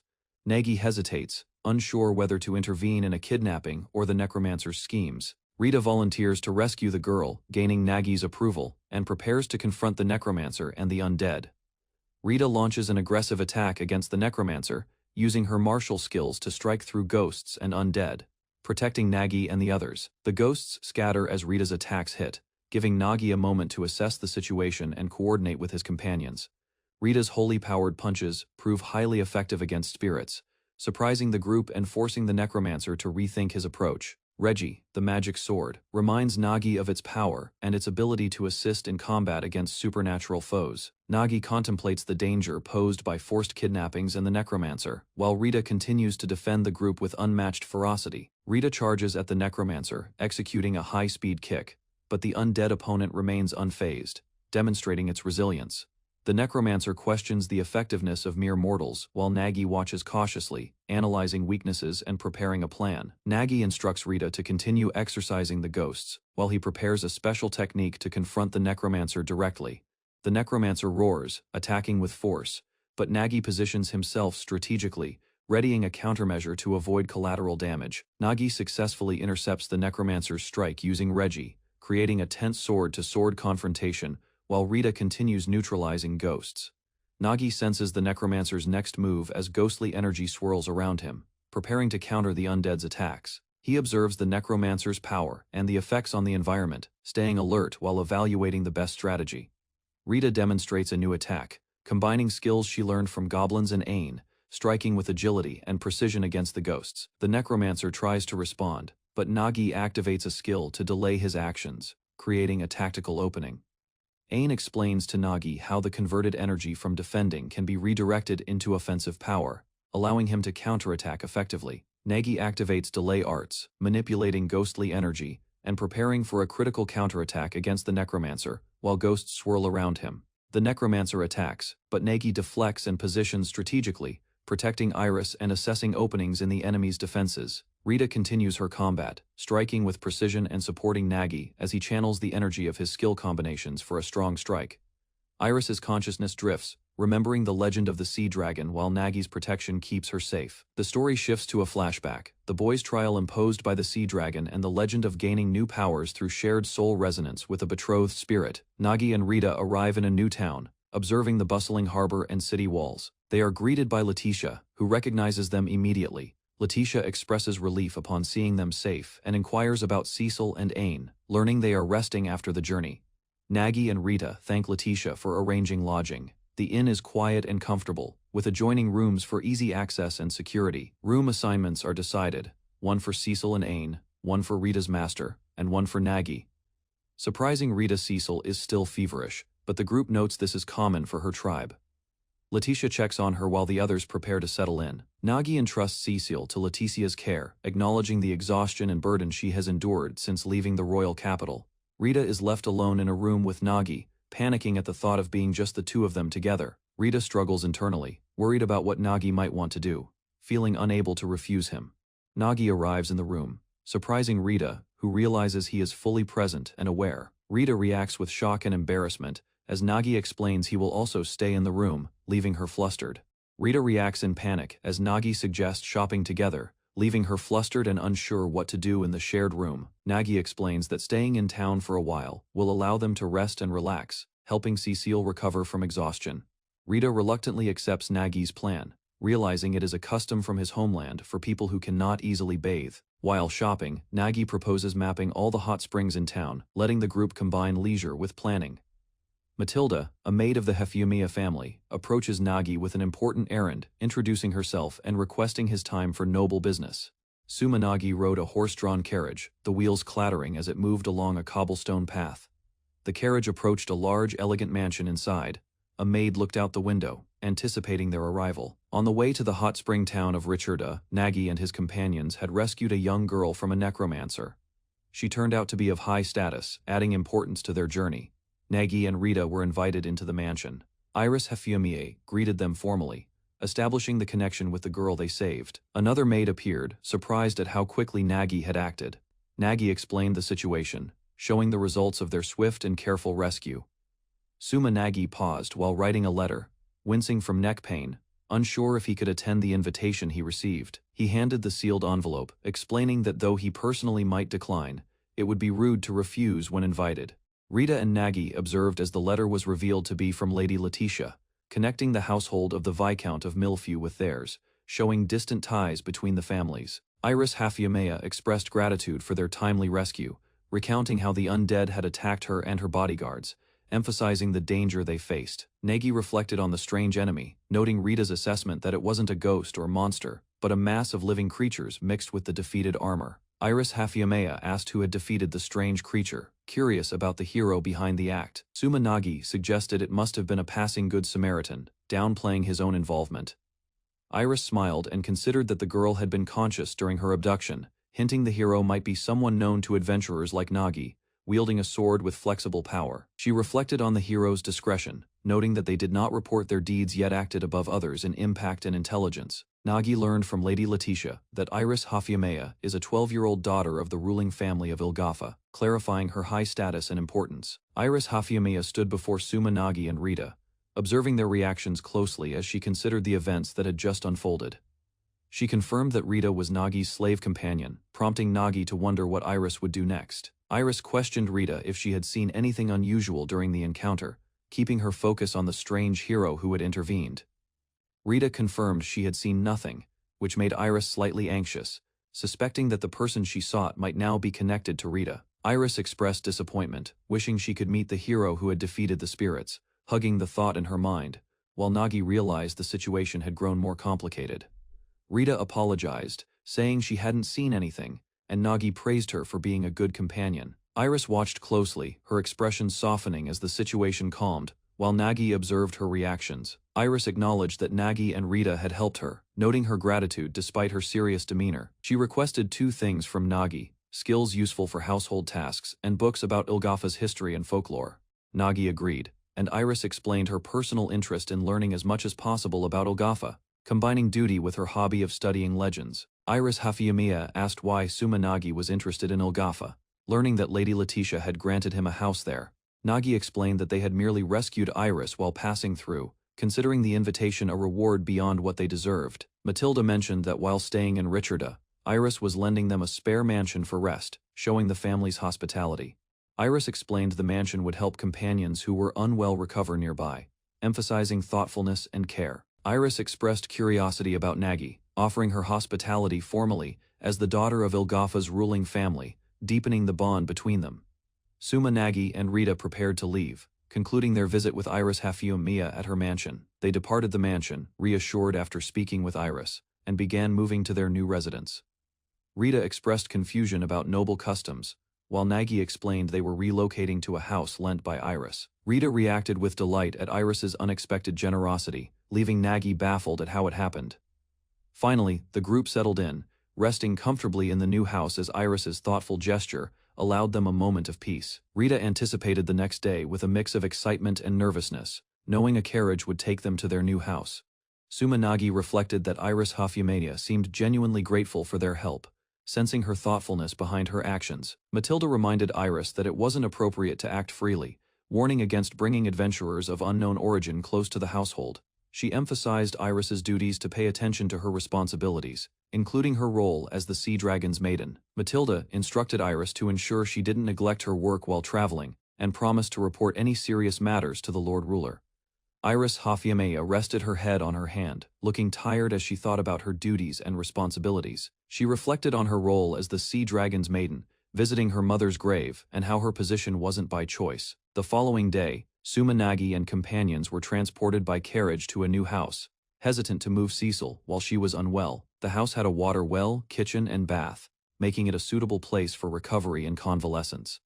Ain and the group expressed delight at the new house, praising its many rooms and how it would make caring for Cecil easier. Iris Hafyamea reminded the group that guards would stay at the house, allowing them to relax. She handed Ain a skill crystal labeled, Dirty Water Increase LV Fey, demonstrating thoughtfulness for practical use. Suma Nagi explained that the skill was accidentally created, but could be useful for cleaning, and Ain accepted it, intrigued. Nagi sat in the new house reading, settling into the quiet and comfortable space prepared for them. He reflected on the Sea Dragon's legend, reading about the spirit contract and protection of Ilgafa's ships, considering the historical and magical significance of their journey. The concept of spirit betrothal and spirit link was explained, describing how two souls could bond, resonating with each other and enhancing abilities. Suma Nagi checked on Cecil, offering water and ensuring she was feeling better before their move the next day. He reflected on Cecile's condition, realizing her fever was part of her transition into adulthood as a demon, not an illness. A knock at the door interrupted them as they prepared for the next step in their journey. Ain offered boiled sweet pears and suggested getting a healer dispatched from a free clinic tied to the Milifu family, showing care and resourcefulness. Cecil struggled to contain herself, revealing a change she could no longer hide, surprising Nagi. She admitted she couldn't conceal what was happening in her body, showing her vulnerability and trust. Nagi responded gently, smiling to ease the situation despite her sudden outburst, reassuring her that it was okay. He explained to Ain and Letitia that Cecil's fever was part of her body maturing, not illness, calming their worries. Ain and Letitia learned that Cecil, as the last survivor of the extinct demon race, had secret powers and lived discreetly among humans, her magical capacity innate, rather than from Nagi. Nagi reassured Cecil that, since her condition wasn't an illness, Ain could continue caring for her without worry. Cecil questioned why, revealing her lingering concerns and vulnerability about her state and identity. She explained to Ain and Letitia that she was a survivor of the extinct demon race, sharing her secret openly. Cecil worried that hiding her identity for so long might have caused disgust or anger, her emotions visible. Despite her fears, Cecil expressed disappointment at the lack of a negative reaction, showing relief and emotional tension between her and the others. Cecil, Ain, and Letitia expressed trust and relief, recognizing the kindness and reliability of those who had protected her. Cecil broke down in tears, overwhelmed by the understanding and care shown to her. Nagi revealed that he was a visitor from another world, surprising Cecil and the others with the truth of his origin. Nagi reassured everyone that their current priority was Cecil's recovery, postponing further revelations until she was better. Cecil focused on recovering, trying to process the new information while staying attentive to Nagi's guidance. Nagi promised a way to help her recover quickly, offering reassurance and support as she continued to gain trust in him. Nagi spent the morning chopping wood near the village, the sun rising behind the mountains. Inside the house, Rita searched every corner, noticing something important was missing. Rita panicked, unsure how to handle the sudden emergency, her mind racing for a solution. She recalled that the problem began while they were enjoying a brief rest before confronting the thieves who had tried to steal the magic sword. Meanwhile, Nagi finished gathering wood, wiping sweat from his brow, ready to help Rita resolve the crisis. Nagi finished his bath outside, towel over his shoulder, inspecting a mysterious object on the ground, curiosity in his eyes. Rita approached cautiously, greeting Nagi while holding back her nervousness, thinking about how to ask an important question. She stepped closer, blushing and hesitant, trying to gather courage to speak about something personal to Nagi. Rita commented on Nagi's physique, surprised by his strong body, making him glance at her with a mixture of embarrassment. Nagi explained his strength came from construction work back home. Rita listened, impressed, imagining future adventures with him alongside Cecil. Nagi noticed Rita's sudden shock, stepping closer to check if she was okay, concern evident in his expression. Rita ran into the forest, crying loudly, while Nagi watched calmly, preparing to follow and understand her distress. Nagi held out a small object in his hand, intending to show Rita that he had found something important. Rita's eyes widened as Nagi explained he discovered her lost, precious item, likely something very meaningful to her. She reached desperately toward it, stretching her hand, hoping to reclaim the object while Nagi kept it gently. Nagi reached out, worried as Rita appeared in danger, his expression tense, unsure how badly the situation could escalate. He caught Rita mid-fall, holding her tightly, ensuring she didn't get hurt, relief washing over both of them. Rita expressed gratitude, holding the recovered bracelet, smiling with relief, amazed that Nagi recognized it immediately with his skill. Nagi explained his assumptions about the bracelet, noting its old appearance, and how carrying it might make it precious. Rita revealed the bracelet's origin, a piece of her tribe's magic, connecting her to her family, despite being separated. Rita expressed happiness to Nagi, grateful for finding friends and a mentor, smiling brightly while appreciating her new life. She paused, noticing something odd, turning her attention toward Nagi, curiosity and surprise mixing on her face. Nagi reacted in shock, surprised by her sudden movement, unsure how to respond, caught off guard by her expression. Rita encouraged Nagi to keep talking, inviting him to continue sharing their experiences while leading him toward the house. Nagi recalled another detail before visiting Iris's mansion, thinking about the Sea Dragon Festival and Iris's role in her family. Nagi learned about the Sea Dragon Festival, a ceremony honoring the sea dragon, highlighting the daughter's role in the lineage. He listened carefully as Letitia explained the significance of attending, emphasizing gratitude and responsibilities for those living in Ilgafa. Nagi was told that the sea dragon's maiden, Iris Hafyamea, would perform the ceremony, preparing him for the upcoming meeting. Rita reflected on Letitia's explanation, noting her sympathy for Iris's role and realizing the importance of the festival's traditions. Iris prepared quietly in her room, acknowledging a knock at the door, ready to face the responsibilities expected of her. Iris instructed Matilda to review documents and settle accounts, delegating responsibilities while emphasizing the importance of preparation for upcoming tasks. Matilda mentioned visiting injured soldiers, showing concern, but Iris insisted she focus on the crucial festival preparations instead. Iris reminded Matilda of the festival's significance, stressing that preparation was critical. Despite Matilda's desire to attend to the soldiers, Iris remained firm and calm, observing Matilda, showing the strict discipline and hierarchy expected within the household. Matilda respectfully explained her loyalty, prioritizing the Lord Ruler's command over Iris's instructions, asking for understanding while affirming her duties. Iris informed Matilda she would call adventurers to express gratitude, making an unusual exception to honor the town and family. Matilda asked if other matters needed attention, showing concern for protocol while Iris reminded her to focus on priorities. Iris firmly told Matilda to leave, asserting her authority and ending the discussion with clear boundaries. Matilda respectfully accepted the command, acknowledging Iris's authority, preparing to complete the work that had been mentioned. She confirmed her obedience with a simple yes, leaving Iris to continue overseeing the preparations and responsibilities of her position. Matilda brought research materials to Iris, who reflected on her duties as the Sea Dragon's maiden, questioning her priorities. As she received the materials, Matilda accidentally spilled tea, panicking and apologizing while trying to clean up the mess. Iris calmly observed Matilda's reaction, noting it was a normal human response, and showing patience despite the minor accident. Iris turned her attention to studying for the festival, focusing on the traditions and how the betrothed souls resonate. She looked thoughtful and slightly sad, contemplating her responsibilities, the upcoming festival, and the connection between her role and the boy. Iris reflected on the hero's inefficient ritual, thinking about how a simpler approach could have prevented the giant mess created. Outside, the workshop appeared insufficient, supplies and preparations clearly lacking, highlighting the urgency of the task at hand. A hooded figure struggled, declaring their current efforts insufficient, unable to present their work properly, striving for perfection. The figure resolved to create something stronger, aiming to prove themselves and make a successful comeback. Hooded and determined, the figure adjusted their cloak, mentally preparing for action, determined to achieve recognition as the hero. The hooded figure focused on a vision of the Sea Dragon's maiden, planning their role in the coming events carefully. With a sinister grin, the figure vowed she would be the cornerstone of their plan, a crucial part of destiny. Cecile lay on the bed, exhausted and tense. Suma prepared to use his skills to aid her recovery, focusing carefully. He activated skill structure level 3, analyzing her condition. Light and energy swirled around her as her body began to stabilize. Suma's eyes were determined. He monitored Cecile closely, reshaping her abilities and healing her, ensuring every step was precise. After stabilizing her, Suma declared his intentions. He proposed marriage, showing commitment and care beyond the battlefield. Cecile's eyes widened, surprised and flustered. Her recovery complete, she realized the depth of Suma's dedication and affection for her.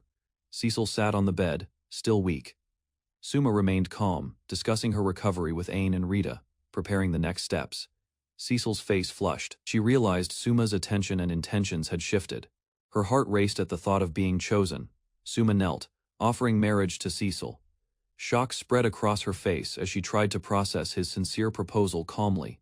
Ain and Leticia reacted loudly. Cecile stayed quiet, overwhelmed. Suma attempted to clarify, showing concern for everyone's feelings around him. Tensions rose with advice and opinions flying. Suma stayed focused on helping Cecile recover, balancing care with patience and determination. Suma raised his hands, asking everyone to pause. He wanted to organize their plans carefully before taking further steps with Cecile. Suma and Ain discussed ancient rituals. He explained the spirit link betrothal, hoping to restore Cecile's health with magic connection. Cecile blushed, surprised. She realized Suma intended to connect their magic powers deeply, potentially awakening new abilities between them. Suma reassured Cecile. He promised not to force her, affirming that she was his, strengthening her trust and comfort. Cecile smiled softly. She declared her desire to remain by Suma's side for eternity, expressing her devotion and resolve clearly. Cecile leaned back, exhausted, as Suma checked her condition. He carefully ensured she was stable and ready for the next step. Ain and Leticia observed from the doorway, expressing concern and commentary. Suma stayed focused on Cecile's recovery and safety. Cecile blushed as Suma's attention shifted toward her. She became aware of their growing connection, feeling both nervous and encouraged. Suma reflected on Leticia's actions and the situation, realizing the seriousness of his role, while acknowledging the distractions around him. Cecile and Suma connected their magic power. They adjusted positions, reinforcing her recovery, and strengthening their bond through mutual effort and trust. Suma held Cecile gently, ensuring she remained stable. He positioned himself carefully, focusing on her health and magical energy. Cecile looked at Suma with trust.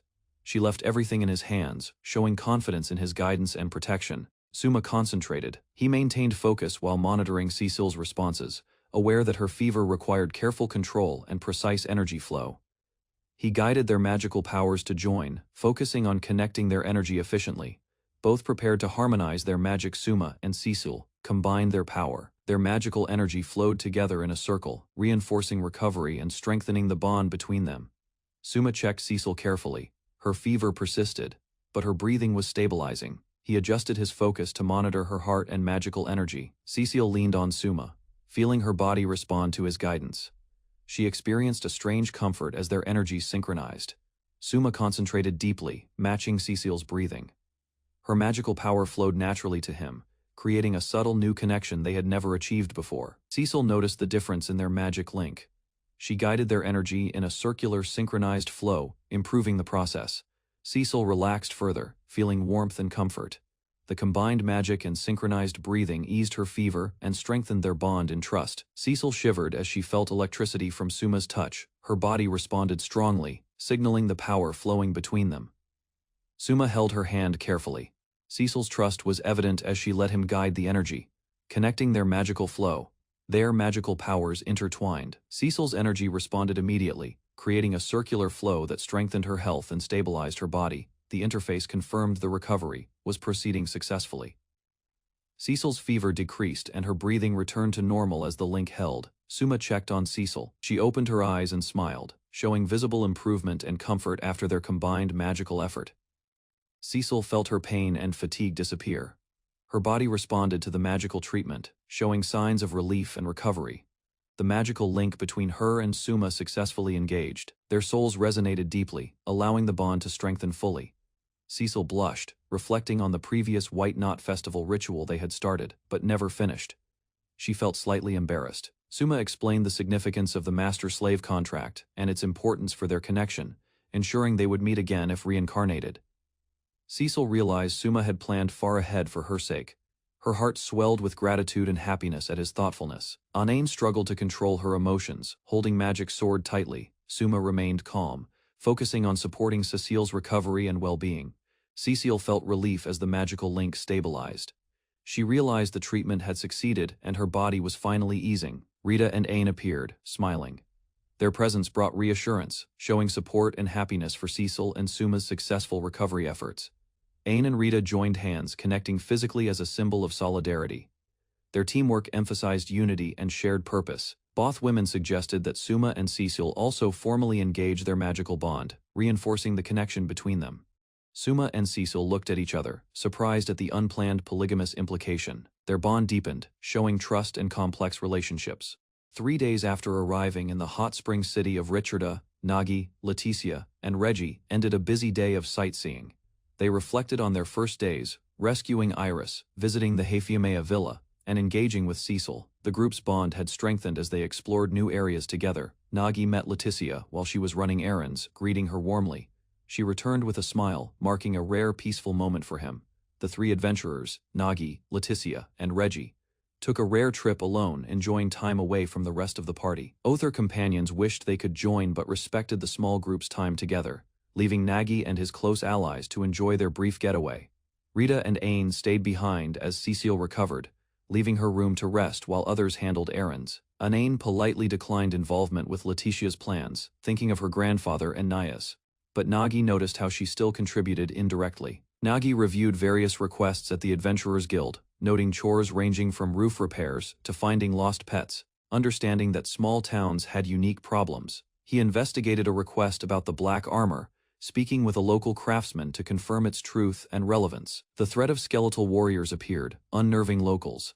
Nagi realized he might need to act quickly to protect the town and respond to the unusual rise in danger. Nagi asked Leticia about the Demon Lord rumors, confirming the strange events in the town. He reflected on the collapse of the Commoners Guild and how the Nobles Guild absorbed its responsibilities, noting the townspeople's concerns. Leticia explained why she had been unable to contact others, while Nagi reassured her that everything was fine as long as Aine remained safe. Nagi observed interactions between the two girls, sensing the camaraderie, while Letitia offered to show him recommended locations around town. Now free from errands, Nagi, Letitia, and Reggie walked through the streets, preparing to explore and enjoy the town before moving on after Cecile's recovery. Letitia asked Nagi why he seemed rushed, sensing urgency in his actions.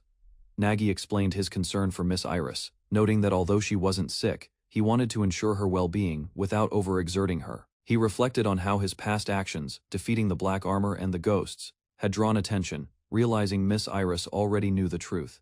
Letitia acknowledged that adventurers normally requested rewards, but trusted Nagi's selfless intentions compared to others. Nagi decided to leave the town quietly to avoid further unwanted attention, prioritizing safety and discretion over recognition. Nagi explained to Leticia and Reggie that staying in Ilgafa would make networking and life easier, but he disagreed with the plan. He insisted he only wanted to work on jobs he liked, save money, and live a quiet life without standing out. Letitia was shocked by his declaration, unable to believe his refusal to follow the expected path. Despite her surprise, the group moved forward, acknowledging Nagi's unique approach to life and decisions. Letitia guided them through the hot spring town, showing the famous landmarks and giving the trio a brief but enjoyable sightseeing experience. Reggie instructed the group about making connections in Ilgafa, but Nagi refused, insisting he didn't want to stand out. He explained his desire to work only on jobs he liked, save money, and live a quiet life without unnecessary interference. Letitia and Reggie were surprised by his determination, struggling to comprehend his refusal to follow expectations. The group began walking through the hot spring town, accepting Nagi's approach and moving forward with their plans. They arrived at a public hot spring discovered by a legendary sage, where Letitia guided them to enjoy its facilities freely as tourists. Nagi asked Letitia to explain the hot springs while they used the footbath, eager to learn about the town. He dipped his feet in the hot water, enjoying the relaxing warmth after walking non-stop for days. Nagi felt the fatigue drain from his feet, marveling at the magical properties of the spring, while Reggie shared the experience. Even the magical sword Reggie sensed the temperature and energy of the water, appreciating its restorative effects. Nagi reflected on his adventures, remembering how much time he had spent in treasure chests, and noting the contrast between past confinement and present relaxation. Letitia explained the legend of the hot springs, describing a king who enjoyed bathing with princesses, but whose experience didn't feel noble. She told how the reconciliation sage hundreds of years ago founded the spring after growing tired from long battles, seeking to help others relax. The sage's idea was to create a spring that could heal fatigue and allow people to laze peacefully, spreading its benefits far and wide. Even after his death, the footbath was maintained according to the sage's wishes, granting relaxation and comfort to visitors.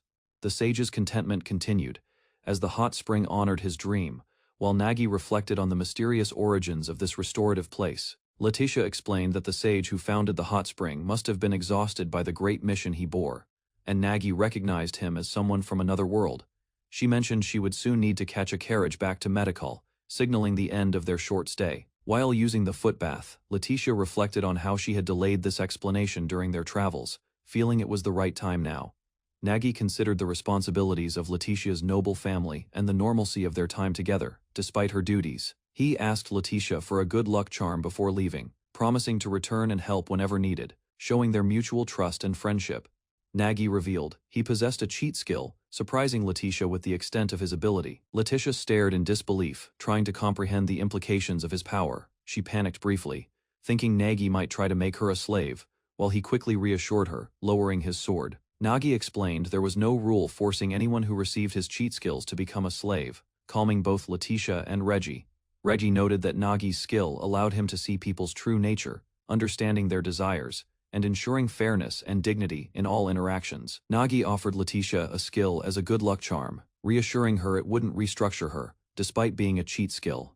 Reggie and Letitia reflected on the unusual skill he had given Ain, wondering if it would work effectively. Letitia received the charm gracefully, acknowledging that gifts from friends were more powerful than ordinary skills. She tried combining it with an egg cooking skill, experimenting to see how it would function in practice. Nagi explained the resulting skill combinations, like rotating shield attacks and countering eggs, demonstrating the creative potential of his cheat skill in a practical way. A thief appeared, and Nagi and Reggie looked on as Ain alerted them, prompting immediate action. Letitia prepared herself, deciding she couldn't ignore a noble in trouble, and ready to act. She grabbed a nearby object to intervene, showing quick thinking and bravery in the face of danger. Letitia confronted the thief directly, activating her skill, demonstrating her authority and determination. She used her shield scramble skill to control the thief, spinning him away, displaying her skill mastery and strategic use of abilities in combat. Letitia used her skills to subdue the thief, ensuring he couldn't escape, and demonstrating her mastery of combat. After the threat was neutralized, Nagi and Reggie noted the absence of a companion, feeling the quiet of her sudden departure. Nagi reflected on the princess's dignity and the noble presence she exuded, recalling a similar encounter from his past adventures. He remembered how she had donned light armor, learned to attract attention gracefully, and carried herself with confidence, leaving a strong impression even in fleeting moments. Night fell over the quiet house as stars filled the sky. Guards patrolled outside, ensuring no disturbances reached within. Inside, Sumanagi and his companions discussed the absence of Letitia. Cecile and the others noticed her sudden departure and reflected on her lonely nature. They considered how hard it must be for Letitia to say goodbye to others. Each companion hoped to see her again soon. Nagi reassured the group that Letitia would join them once she finished her errands. They planned their next journey together, with Cecile fully recovered. Nagi led the group onward, ready to return to their home in Aligafa. Confident in their growing bond, Sumanagi and his companions prepared for the journey ahead, smiling as they looked forward to returning home. Nagi reflected on their bond, realizing that living together had created a sense of family among them, even though they had only met recently. Each companion carried a difficult past. Cecile had lost her parents, Rita was exiled from her clan, and Ain had lost family and her guild. Despite hardships, their meeting felt destined. They accepted one another and grew stronger together, forming an unbreakable connection. They prepared to continue their journey from Iligafa, staying vigilant for dangers while trusting in each other's support. Sumanagi prepared to travel at high speed, determined to reach home quickly, while Rita checked the surroundings. Rita's ears twitched, sensing something unusual outside the house in the night. She warned Nagi that someone was approaching. The sound of metal indicated they were armed and equipped. Nagi instructed Cecile and Ain to stay back, while Rita and he prepared to meet any intruders cautiously. At the door, soldiers claiming to serve Iris-sama demanded entry. Nagi greeted them calmly, ready to handle the situation without panic. Soldiers arrived at Nagi's door, asking him to be quiet as they carried an urgent matter regarding their companion's condition. Cecile prepared her magic, unsure why the soldiers needed her but ready to assist, if necessary. The soldiers insisted Nagi leave town immediately before dawn, explaining it was a precaution to protect Iris-sama from potential attacks. Nagi noticed Matilda, the maid, who now oversaw matters for Iris-sama. He realized the maid held more authority than he had expected. The soldiers explained that Iris-sama's orders were final, and even Nagi, an adventurer, needed to comply with Matilda's decisions for safety and protocol. The soldiers explained the importance of protecting Iris-sama, stressing the dangers if she were exposed to outsiders. Nagi realized Iris-sama had no personal friends, as her role as the Sea Dragon's maiden demanded complete dedication. Rita, Cecile, and Nagi discussed the heavy responsibility of the maiden, noting the trust placed in her by the Lord Ruler. Nagi reflected on Letitia's previous words, understanding the burden of duty that came with Iris-sama's position. Even at just 12 years old, Iris-sama was bound by her duties with no freedom, her life dictated entirely by her role as the maiden. The soldiers argued passionately, insisting that they understood Iris-sama better than anyone and defending her decisions with authority. Nagi reflected on the possibility that Iris-sama invited adventurers like them to provide her some comfort, despite her strict duties. Nagi confronted the soldiers, showing his disapproval of their arrogance while preparing to defend himself if necessary. The soldiers reminded Nagi that Matilda-sama had instructed their actions, testing him to see if he would reveal any weaknesses. The soldiers accused Nagi and his group of deceiving Iris-sama with their performance using the black armor, questioning their intentions and skill. Nagi realized that the soldiers were trying to frame them as the culprits, manipulating the situation to make themselves appear as heroes. The soldiers explained that they would take credit for the events, justifying their actions by claiming Nagi and his group had attacked them first. Nagi carefully assessed the plan, considering whether it was wise to confront them directly or find another way to protect themselves and reveal the truth. Sumanagi's group approached a secluded house, planning to investigate a disturbance. Cecil Ferret, Rita Melfius, and Ain Kernet prepared to confront anyone hiding inside. Outside, a guard confronted an intruder, pointing a sword at them to prevent entry. Nagi observed quietly, analyzing the situation before acting. Inside the house, Cecile and her companions discovered suspicious people. They prepared to capture them, ensuring the safety of nearby villagers. Nagi coordinated with the guards, approving the plan while monitoring every angle to prevent mistakes. Cecil raised her sword, leading the group forward.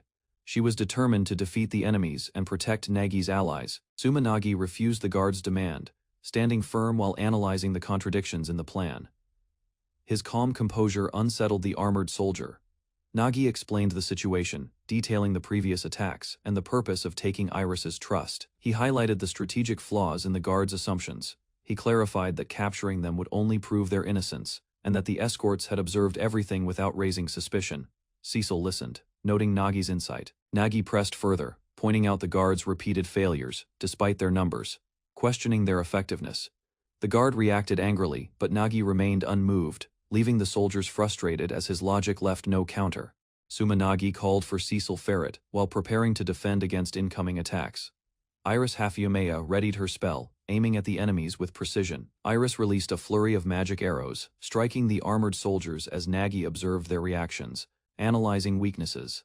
Cecil leapt into action, delivering a precise kick to protect Nagi, neutralizing a soldier's attack in perfect timing. Adane Kernet accidentally caused an unexpected distraction, spilling a container of liquid, giving Nagi and his allies a brief advantage. Cecil confronted the lead soldier, her sword poised, ready to strike with lethal intent, ensuring the enemies could not harm Nagi or his group. Adane Kernet stepped forward, her broom in hand. The water beneath her feet began to swirl unnaturally, affecting the soldiers nearby. The water around the soldiers continued to rise, making them lose balance while Nagi and Cecil observed the effect, preparing to exploit it. Ane's expression hardened, emphasizing that she would not forgive anyone endangering her group, standing resolute as the older sister protecting her allies. She explained the skill sewage swell, which amplified the effect of any wet cleaning tool, making it unexpectedly powerful against enemies. Ane wielded the skill fully, using everything available to defend her friends, honoring her promise to let Facia, while ensuring the soldiers were incapacitated by her ingenuity. Sumanagi observed the water around Adane Kernet, noting the strange behavior. He realized it wasn't the rag causing the change, but something else entirely. The water's volume increased by absorbing surrounding moisture, amplifying the effect far beyond what anyone expected. Soldiers struggled to stay on their feet. Adane stood calmly, her skill quietly raising the dirty water, creating a wide defensive barrier while she maintained control and focus. Her eyes glowed as she drew energy from the ground, air, plants, and people nearby, enhancing the effect of her skill to incapacitate enemies. Nagi called for her to stop, but Ane's power was overwhelming. The soldiers were completely incapacitated, leaving them defenseless, while the group gained the upper hand. Adane Kernet prepared to clean up the battlefield, noting that leaving the bodies would make the aftermath difficult.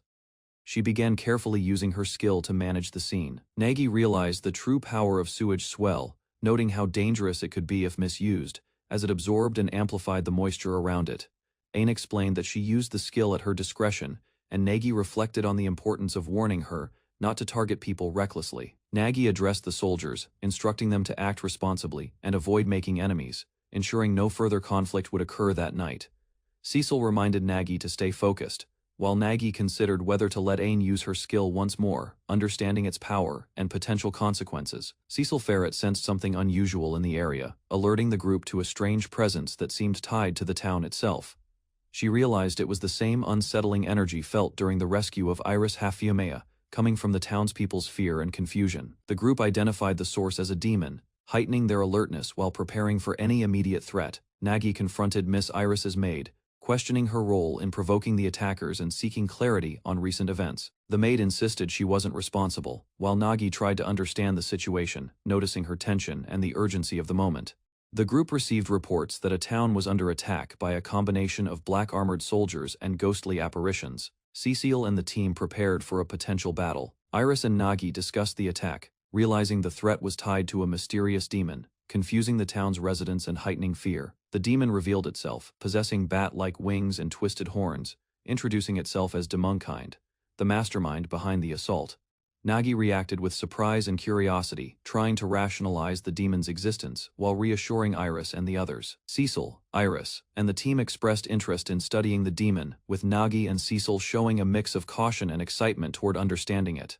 Cecil Ferret recognized the ongoing threat and realized the problem wasn't just the town being attacked, but the danger headed toward the mansion. She explained to Nagi that the attacker's real target was Miss Iris, clarifying the urgency and the stakes of the situation. The group debated the best course of action, with Ain and the others preparing to treat the wounded while considering whether to pursue the attackers. Nagi questioned why the mansion had been abandoned and whether the attacker's objective was indeed Miss Iris. The maid, flustered and defensive, insisted she had not abandoned the mansion, creating tension as Nagi demanded answers. The maid instructed Nagi to take the soldiers and report back to her lord, while Nagi expressed frustration at the situation in the mansion's defense. Nagi discussed with Ain whether the Ilgafan army and adventurers could handle the threat, deciding the best course of action was to file a formal complaint. The group, Ain, Cecil, and Nagi, reacted with concern and surprise, considering the implications of the demon's actions and the danger to Miss Iris. Nagi insisted that anyone accusing the demon of targeting Miss Iris must retract their statement, emphasizing his protective stance. Nagi handed over a device to file a complaint, expressing his resolve to prevent further harm to his friends and family. Nagi reflected on Miss Iris's gratitude, explaining he wanted to remove obstacles preventing them from returning to her safely. He decided to file a complaint and inform Miss Iris about the individuals who interfered, insisting that those responsible face consequences. Ain teased Nagi, suggesting his true motivation was to protect the girl, causing him to blush and react embarrassedly. Nagi firmly rejected the notion of being like a harem master, asserting that such behavior didn't match his personality. Cecil explained the concept of tsundere, showing that Ain's playful teasing reflected her personality, leaving the group amused and slightly flustered. Ain placed her hand over her heart, showing trust and loyalty, and expressed that she would follow Nagi anywhere he went, fully committed to the group's mission. Her words reassured Nagi, giving him confidence and resolve. As he prepared for the next phase of their journey, the group, now united, looked toward the distant Iris mansion, ready to proceed together, determined to protect Miss Iris, and confront the threats awaiting them. Ophelia Grace was raised by an elderly couple who ran a bakery. She grew up gentle and curious, learning simple joys from her caretakers. After completing her apprenticeship, Ophelia left home to become an adventurer. Her first quest quickly turned dangerous, testing her skills and resolve. Confronted by overwhelming enemies, Ophelia faced fear and misfortune. She struggled to survive, realizing the harsh realities of the adventurer's life. Demons threatened the nearby manor, aiming to revive their forces. Ophelia stood against them, with few allies able to respond. Alone, she watched the mansion under siege and wondered if anyone could save her. Determination stirred within as she prepared to act. Ophelia Grace faced skeleton warriors as they attacked. Her eyes widened at the sudden danger, but she prepared herself to fight. A warrior with golden hair appeared, moving with precision. Ophelia watched as the fighter skillfully countered the enemy's attacks. She observed as the golden warrior used holy power to purify and repel the ghosts, leaving her amazed by the technique. The bluish-white light paralyzed and detoxified the spirits, showing Ophelia the extent of sacred power only priests could wield. Determined, Ophelia prepared to take on the aerial attackers herself, focusing on the battle while awaiting reinforcements from her friends. Ophelia Grace summoned divine elements to create an intangible barrier, protecting herself and the survivors from incoming threats. A massive wall of fire and radiant light erupted, shielding the group from skeleton warriors and other dark forces. Ophelia watched in awe as her magic destroyed the enemies effortlessly. She was amazed. It took only 2 spells to end the assault. As skeletons approached through rising sewage, she realized the battlefield was unpredictable, forcing her to adapt quickly. Despite the increasing danger, Ophelia assessed her remaining magic power and prepared to continue the fight with calm determination. Ophelia observed her allies as they prepared for battle. She noticed subtle interactions and felt a mix of admiration and envy. She strained to see the faces of those controlling a massive bat-like creature, trying to understand their intentions. Her companions expressed determination to save Iris-sama, showing anger at the demon's evil schemes. Ophelia resolved to support them. Uncertain about the unfolding events, Ophelia thanked her allies and prepared to focus on the mission at hand. Exhausted from exerting her power, Ophelia realized the demands of being a hero were far greater than she had imagined. Iris-sama stepped forward, confronting the skeleton warriors. She claimed the man beside her was the reason they must stand down. The skeletal demon recognized her, acknowledging her strength and nobility. He revealed he came in honor of her power after she defeated his strongest creation. As the black-armored enemy attacked, Ophelia watched cautiously, noting every movement to protect her allies. Iris-sama challenged the demon, demanding to know what he desired and asserting her authority as the sea dragon's Miko. The demon proclaimed he wanted the flesh and blood of the sea dragon's Miko, signaling the next dangerous confrontation. The skeletal demon revealed his true intent. He wanted Liphilia's flesh and blood, tied to the old god's power. Liphilia realized she could not negotiate with such a creature. Its goal was beyond profit or reason. The demon planned to use her body to create a far more powerful entity than the black-armored monster. Liphilia struggled to comprehend the bloodshed and chaos caused in pursuit of this goal, questioning the cost. The demon proclaimed that her blood would become a cornerstone for the world's transformation, marking a turning point in her struggle. Liphilia felt despair, believing the situation was worse than death as the demon pressed his claim on her. The skeletal enemy launched a sudden attack, forcing her to react and defend herself. Rita-sama appeared, warning Liphilia to stay back and showing up just in time to support her ally. Rita unleashed a powerful flame arrow, countering the demon's assault and buying Liphilia a moment to recover. With Nagi-sama's support, Liphilia finally felt safe, relieved that her allies were protecting her in the battle. Nagi-sama arrived just in time, striking the skeletal demon with powerful precision, showcasing his mastery in combat. The demon was thrown back, staggering from Nagi's expertly timed attack. Liphilia and her allies watched in relief. Liphilia and Iris-sama expressed gratitude, acknowledging Nagi's arrival as a turning point in their struggle. Nagi explained his reason for appearing, humorously recounting the earlier chaos caused by mistaken accusations and nighttime attacks. He assured them that the enemy was not a demon, demonstrating his expertise and calming the group after the battle. Liphilia scolded her allies, emphasizing the importance of coordination and making sure they could not be charged recklessly. She apologized on behalf of Iris-sama and offered a small gift of gratitude for their efforts in saving her and others. The skeletal demon was revealed to be a fake, pretending to be a demon to intimidate them. Liphilia focused on strategy, preparing to slow the enemy and keep everyone safe, despite the demon's strange barriers and injuries. Ain Kernet wakes early in her room, stretching as sunlight fills the space. She prepares for the day, methodically combing her hair and getting dressed. Fully ready, Ain secures her outfit and checks herself, ensuring she is presentable. She smiles, confident in her routine. Cecil greets Ain with enthusiasm, ready to help with morning chores. Together, they move to start their daily tasks, their teamwork seamless. Cecil lights the fire in the stove with a precise arrow, igniting the morning routine. Flames flicker, signaling the start of cooking. While water begins to boil, Ain carefully combs Cecil's hair. The morning continues peacefully, their small rituals marking the start of another day in Yahello. Cecil awakens Na-kun with Ain's gentle guidance. The morning ritual is restored, and Cecil regains her energy and spirit. Adain prepares breakfast as a peddler delivers fresh eggs. She moves efficiently, content with the simple, calm morning, sprinkling seasoned meat into the cooking pot. Ain continues to serve everyone after their long journey, ensuring all are cared for. The aroma fills the room as the fire burns steadily. Ain pauses to savor the comforting smell of her cooking. Rita greets Ain, flustered yet happy. The morning continues with warmth and camaraderie among the companions. Rita checks the weather while discussing laundry with Ain. She is reliable and diligent, preparing for daily chores alongside Na-kun. Ain gently asks Rita if she feels ready to perform a soul pact with Na-kun, ensuring comfort and consent. Anain offers to prepare a special dress for Na-kun to create a memorable moment, surprising him with her thoughtfulness. Cecil watches as Ain's kindness overwhelms her. Rita's actions are guided by Ain's careful instructions, maintaining harmony among the group. Letitia, Ain's childhood friend, observes Rita's forceful energy and guesses she is hanging laundry, highlighting her dependable nature and the team's morning routines. A visitor arrives to speak with Ain, who is tending the boiling pot. The discussion hints at responsibilities beyond her usual chores. Letitia expresses concern about Na-kun, Cecil, and Rita, noting how well they are getting along. Ain listens carefully, absorbing the news. Adain is surprised by the mention of a late start, momentarily distracted from her morning routine. Anain reflects on the future, considering how the three companions' bonds might grow and eventually lead to children, feeling both excited and anxious. Adain worries about practical matters, who will care for children when Na-kun and Rita are away. Letitia observes, noting Ain's sense of responsibility and concern for the household's future. Ain panics over not being able to breastfeed Na-kun's children. She turns to Letitia for guidance, seeking a solution. Letitia reassures Ain, explaining that the baby's cries indicate their needs, and encourages her to stay calm while finding a way.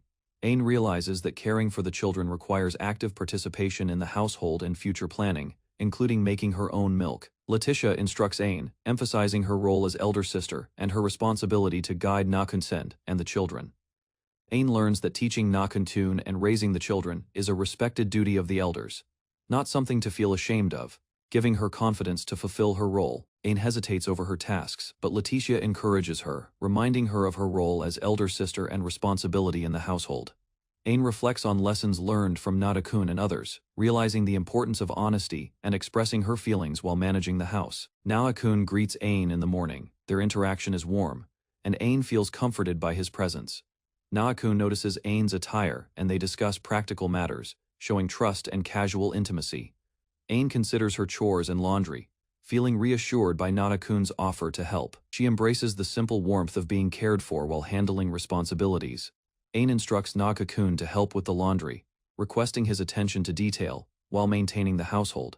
They finish breakfast and handle chores together under the clear sky, reinforcing teamwork and domestic routine. After lunch, the group rests on the sofa, taking an afternoon nap while Nakakun desires. Ain observes.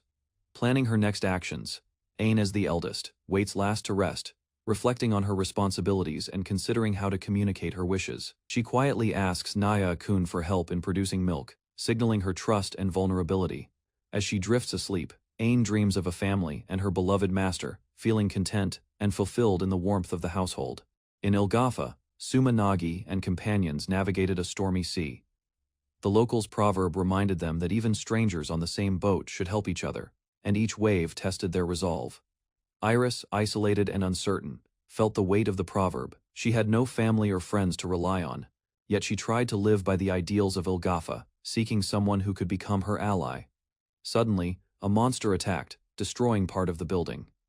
Iris stood ready as danger approached, determined to survive. Sumanagi activated his skill, analyzing the creature and preparing a precise strategy to counter its attack. The intruder revealed itself as a demon imposter. Nagi confronted it decisively, ready to protect Iris and secure their safety in the night. Iris confronted the demon imposter, questioning its origins.